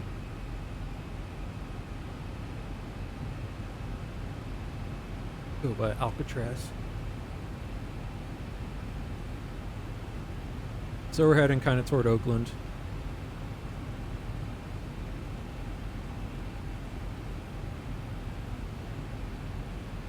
And I would go ahead and set our heading, kind of fly back over toward downtown.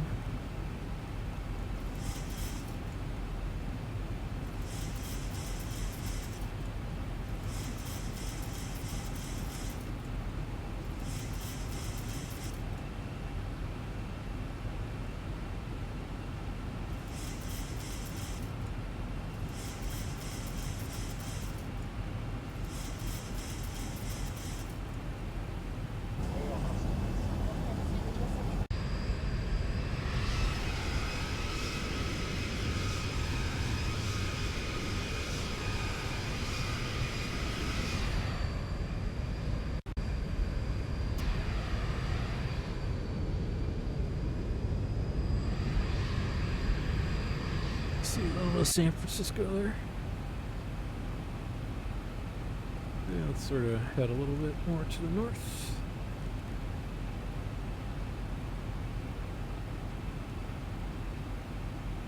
I'll have to go ahead and plug in our approach again, but that's okay. We are off the flight plan.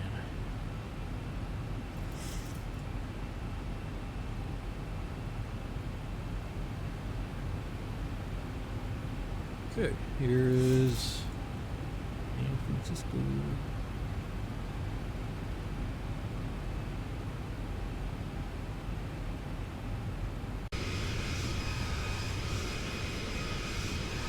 Yeah, so I want to see if I get the city to load in nicely. Alright, this is looking better. Yeah, the other day I was kind of just testing around some stuff in X-Plane and I wasn't really getting nice, I mean, Microsoft still always looks kind of more realistic, but yeah, the textures just sort of weren't doing it for me the other day, but this is looking better now.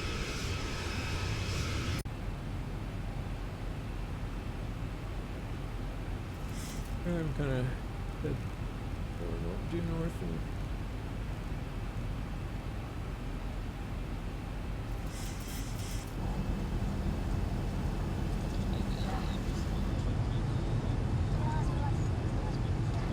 get the scenic view.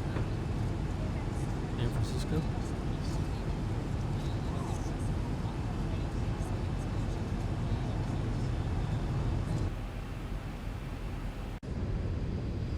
All right. Yeah, there's what they call now Oracle. Great park. Highly recommend.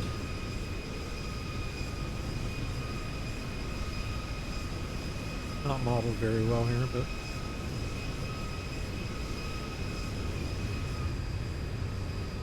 there's Alcatraz, which actually does look pretty nicely modeled, actually. So let's see where else. What else we got here? San Francisco. Where's the? We got the Embarcadero somewhere here, over here. Got some good food.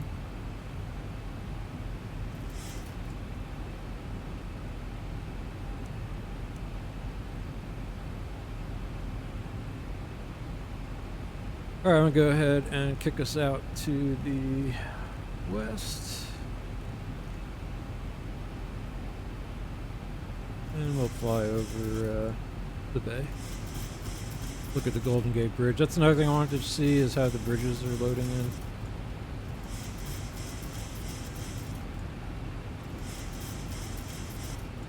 Yeah, San Francisco, I've been there a few times. I really love San Francisco. It's a cool place. See some buffalo here. Yeah, my wife and I, we didn't like do the walk or anything down the bridge, but you can kind of come out. There's some cool viewing areas here. And we actually visited one of her uncles who he lived out in, he was in the military, and he had a longtime roommate and lived in San Francisco. But and he played the, what did he play? French horn? No, I'm not making that up. Oh yeah, yeah. See, I mean, X-Plane still looks pretty. But anyway, he passed away, and the last time my wife and I were out there, it was kind of interesting. We went and there's a big military cemetery out here, and so we went and sort of visited it, so to speak.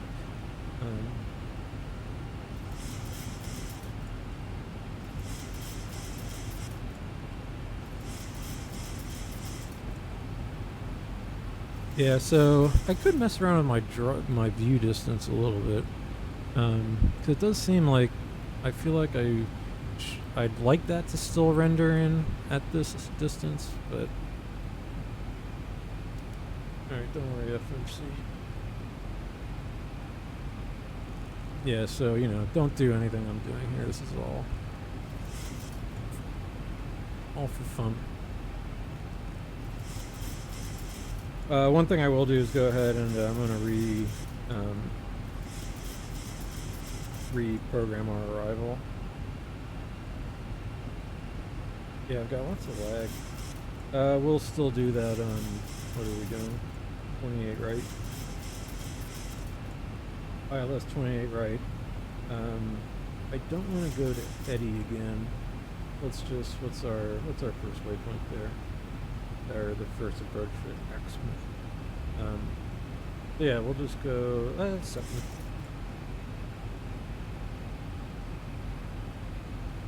Archie could be final. That works for me. And no star. Execute legs. And I want second. Yeah, lots of lag on my so I'm here, and I want the course be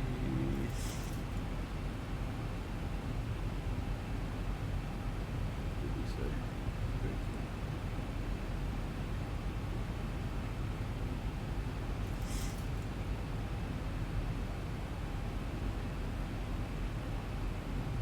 Nope. Alright, 1 second. Dude, hey.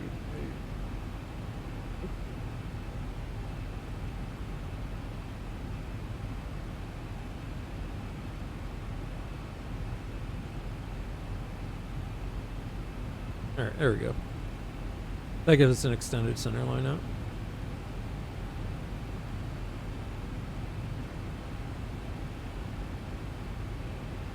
Alright, so I'll be turning back in a sec.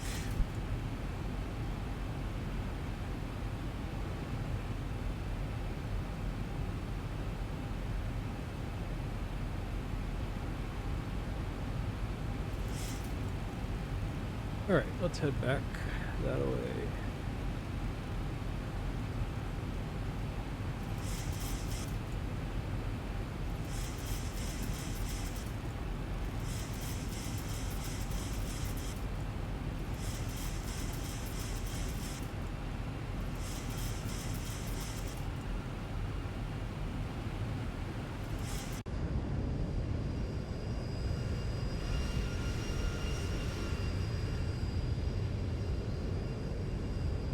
So there's the runway. We're gonna just kind of fly a beam, and I'll loop back around, pick up the ILS. Where's Pebble Beach? I always forget if it's on the kind of north end. Ooh.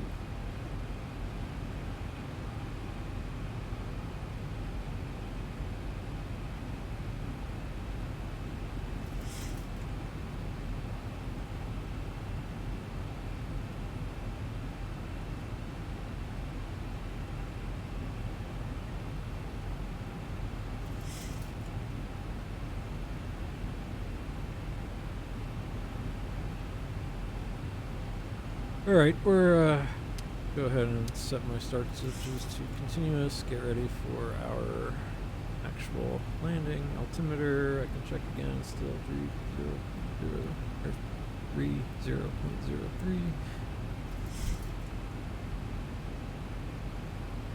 I'm gonna be 3,000 acceptance. So I'm gonna go ahead and I'm gonna start level change here.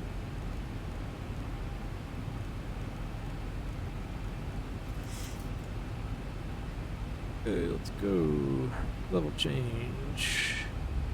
Retard. Heading select. MCP speed.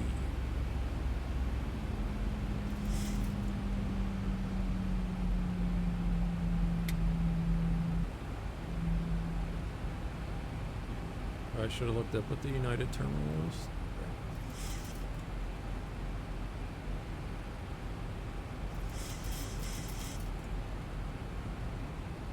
Or basically taxi and then off to the left. Maybe I can get Tango.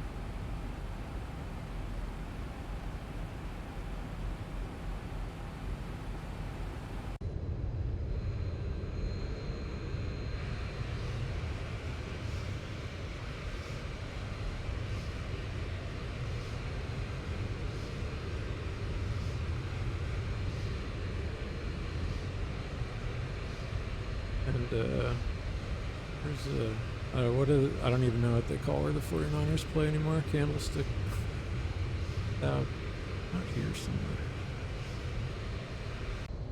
Never been.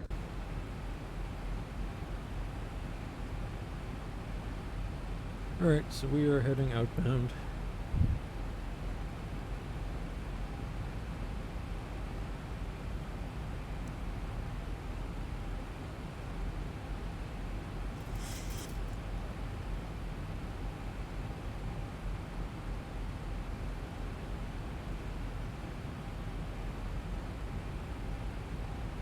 And like I said, I'm just gonna intercept the ILS at wait a second.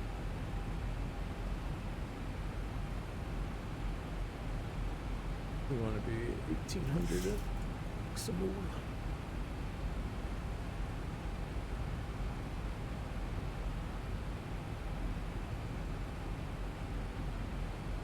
Thousand to go. Alright, check.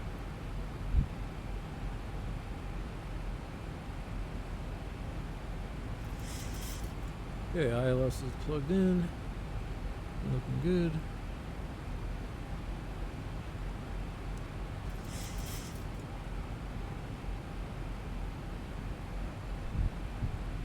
We can go ahead and start slowing this down too. Go flaps 1.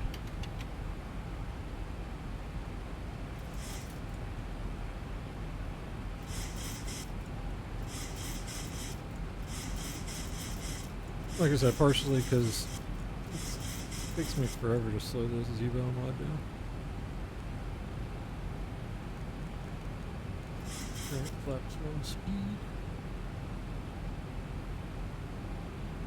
We'll go out a little past the step and waypoint. Alright, MCP speed, alt acquired, 3,000.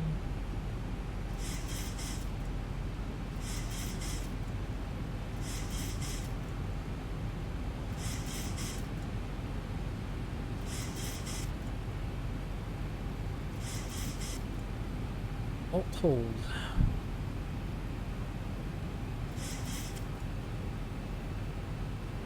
We're probably actually we're good to stay at 3,000 because all arm approach mode. That'll take us to the mid.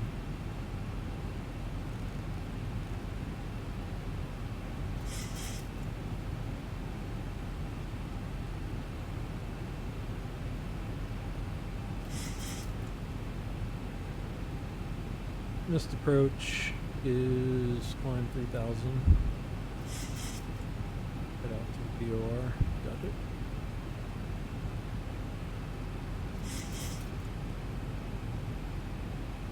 Alright, so we've picked up the ILS. 13 PME. Alright, let's go ahead and turn base.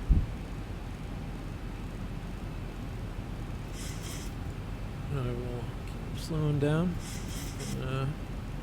Slow down, I'll go flaps 5.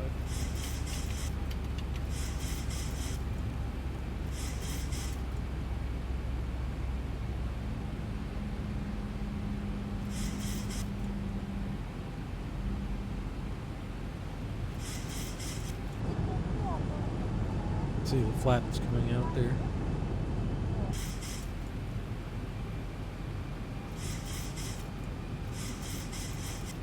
Alright, we're turning base. Now I will go ahead and have us intercept the ILS.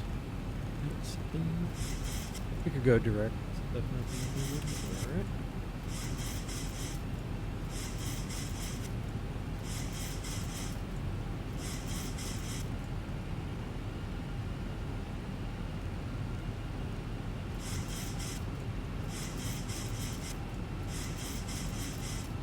So I can see the our ILS indicators coming in. Here's the vertical deviation indicator. Here's the lateral deviation indicator, and I will, at this point, go ahead and arm the. I guess I can, do both. I'll arm the localizer.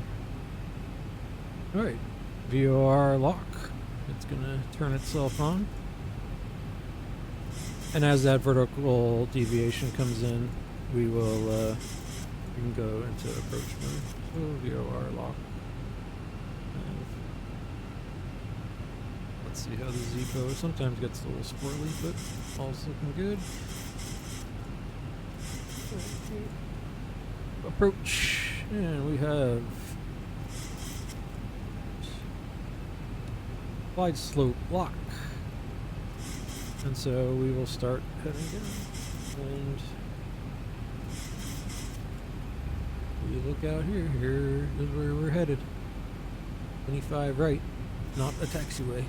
You can see the plane starts kind of pitching down, and it's now following the ILS in, and we'll just control our speed. And okay, I'm gonna go ahead and arm the speed brakes. Let's do all of our last checklist stuff. We're coming up, so I'm gonna go clear down.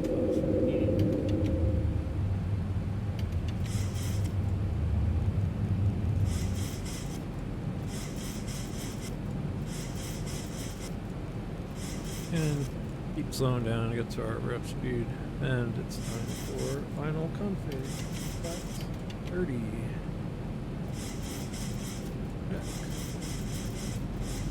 So, quick checklist, or landing checklist. Engine start to discontinuous, speed brake is armed, landing gear down, flaps 5, 3, 2, 1. Okay, so we are all good.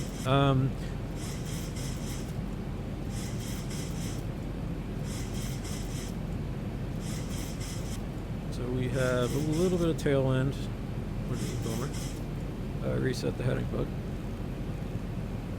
Set our missed approach altitude, 3,000.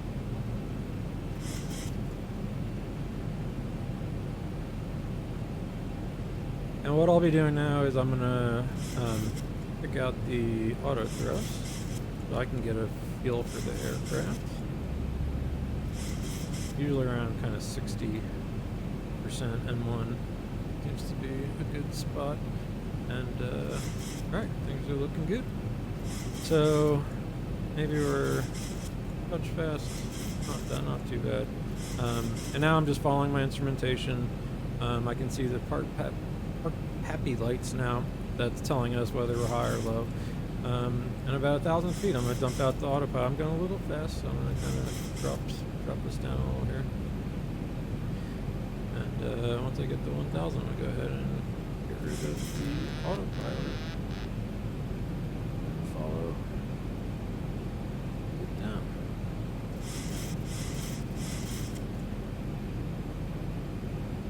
Little low.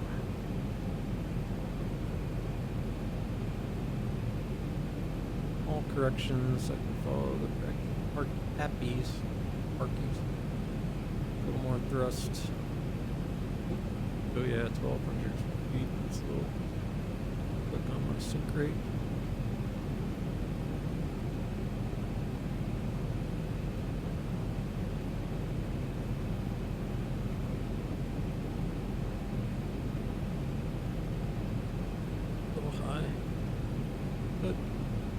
Things look okay. Approaching minimums. Alright, continue. A little off the center line here. Minimums. Correcting. 100. Alright. 50. Alright, let's start. 30. Have our flare here. Oh, floated. Oh, I floated it. 10. And we're gonna land hard. Alright. Spoilers up. Reversers.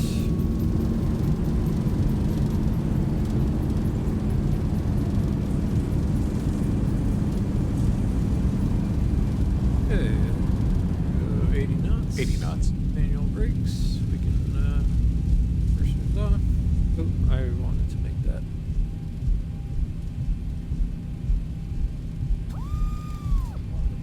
Woo! Alright, flaps up. Spoilers up. Let's turn off here. Braking.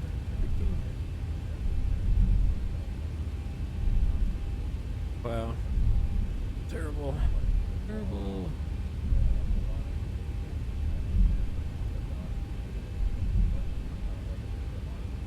Alright, let's say we got cleared to cross. Yeah, another bad landing for me. All I do is put bad landings on tape.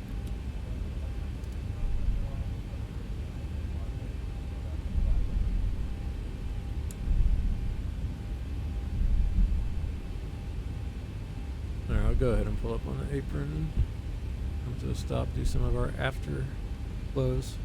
But I'll go ahead and look at the replay too, because that's probably going to be rough.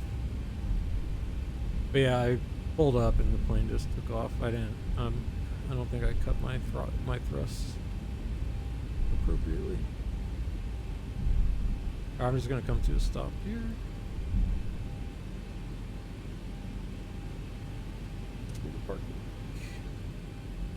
Good. Yeah, so as that saw, that was a pretty unstable landing. Seems to be all I do these days. But what could be cool is to check out the, just quickly, I won't do the full shutdown per se. We can get some of the lights off, get the hook on.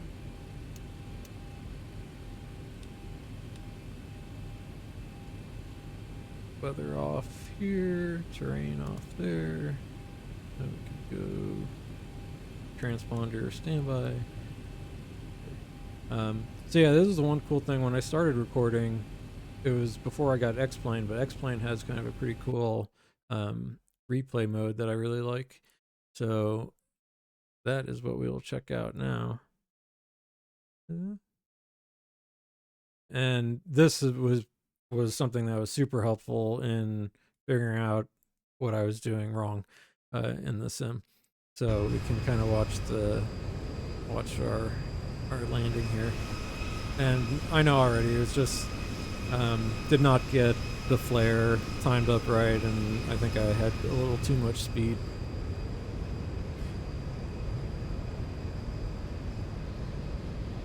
But so when we watch from the side here, it's going to be me basically lifting off before I get those back wheels down, and then just trying to nose down a little and then slamming in to the runway.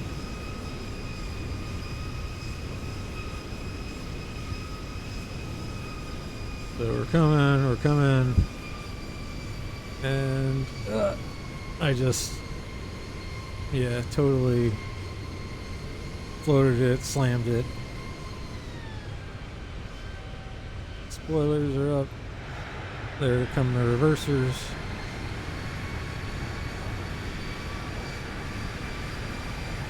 And then I could have taken Tango, but I kind of stopped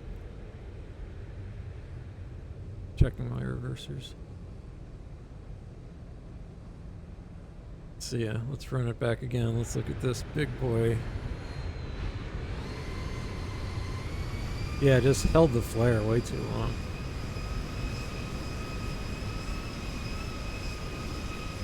and too soon and too fast, kind of typical stuff that I keep making the mistakes. Now that would be a cool marina. But yeah, everyone would get their money back on this one. And I'd have a firm talking to.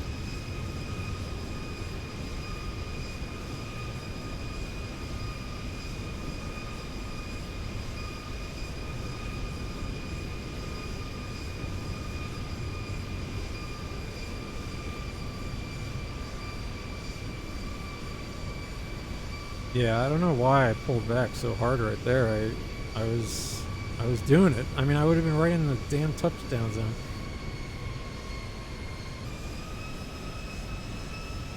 We were good, and then I don't know. I just totally lifted the nose up way too high. I mean, I pitched up. That's the thing. Does this actually show?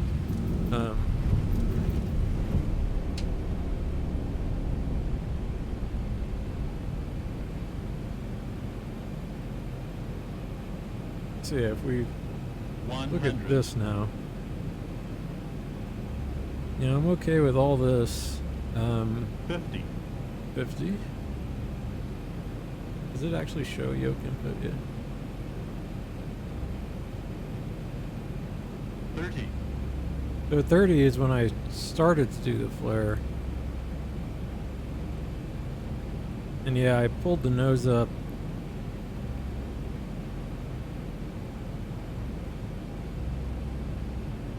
I guess above like 8, almost 8 degrees. I'll have to look at what the legals are for that. But it looked like the landing was going to be decent before that big ol' flare. For that.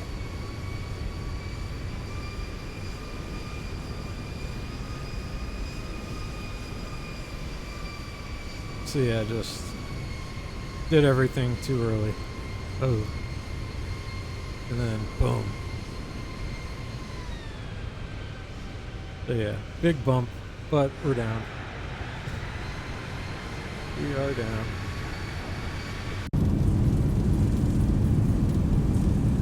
But yeah, I really like the replay mode in X-Plane. It's super cool. It was something really fun to do. Oh, once you come out of it, I wonder if it's going to power down the aircraft or anything. So yeah, so ended up being a pretty ugly one there. Let's see, let's come in, let's park real quick.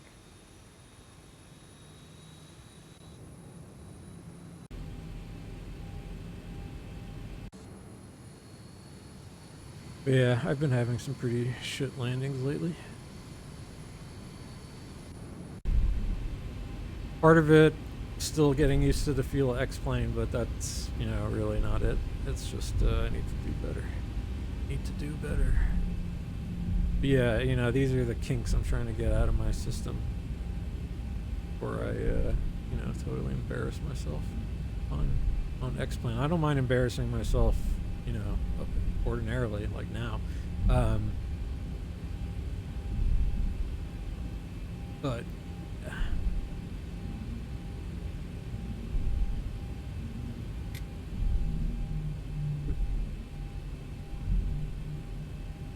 Okay, we got our little landing system thingy here. It's on me. Left. Oops. Oh.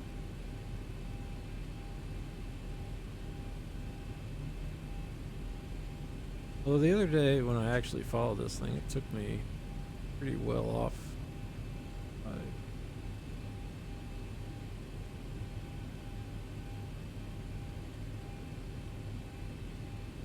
Alright, stop. Let's see where that actually put me. Alright, parking brake. Let's free everybody. Oh, I didn't even turn off the seatbelts for everybody. Alright, taxi light can come off. Strobe should have been off already. We can go over to the APU power and get the APU bleed on. And kill the engine.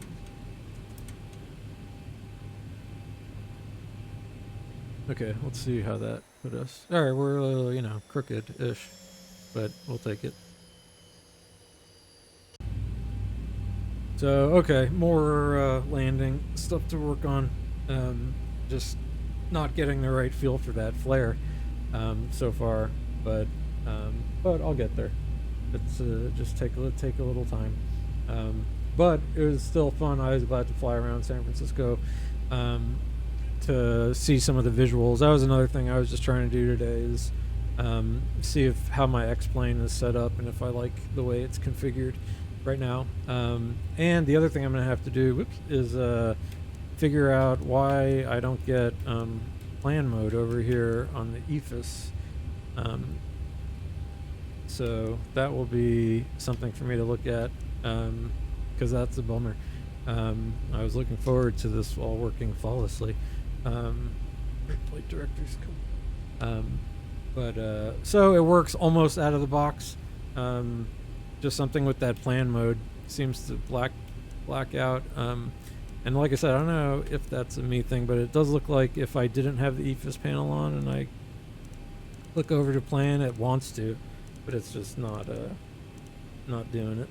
So something's going on there, but that's okay. I will figure it out. So that was our flight for today. I'm gonna go do something else now with the rest of my weekend. And but that was fun. Unfortunately, I don't think I'll be able to stream for a while, or flight sim for a while. I have to take all this down and do a little bit of work, but maybe I can get myself out of it somehow. I do have most of this month off. That's kind of why I've been doing a lot of this too, is that I don't have many insane deadlines or anything this week, so it's this month, so I have time to kind of mess around with some of this stuff that I've been wanting to do lately. And yeah, so that was our nice little flight to San Francisco with everyone's butt hurting in literally and figuratively after that landing. But we will do better next time. And in the meantime, once again, I'll see you guys out. And you can enjoy the musical stylings of King Gizzard and the Lizard Wizard. So I will see you next time. Have a good weekend, everybody.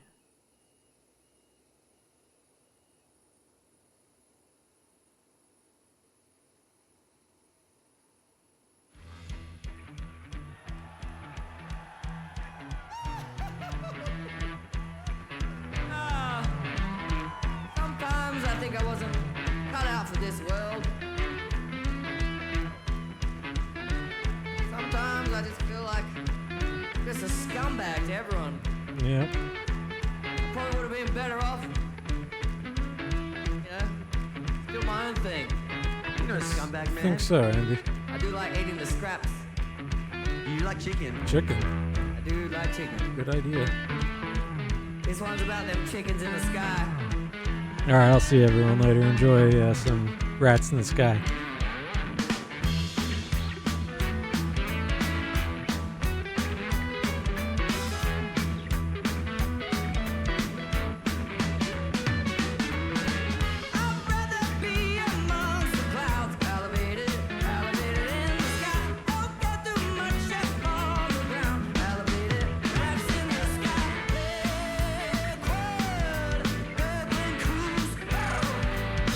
My neck is bobbing like a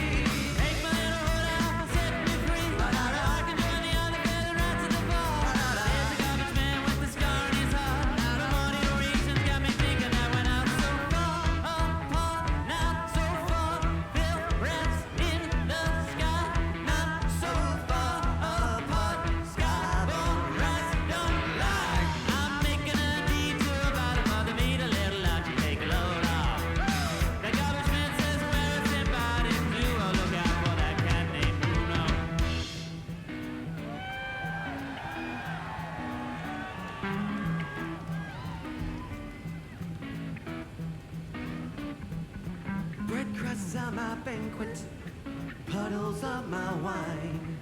A revel in the present, each moment a lifetime.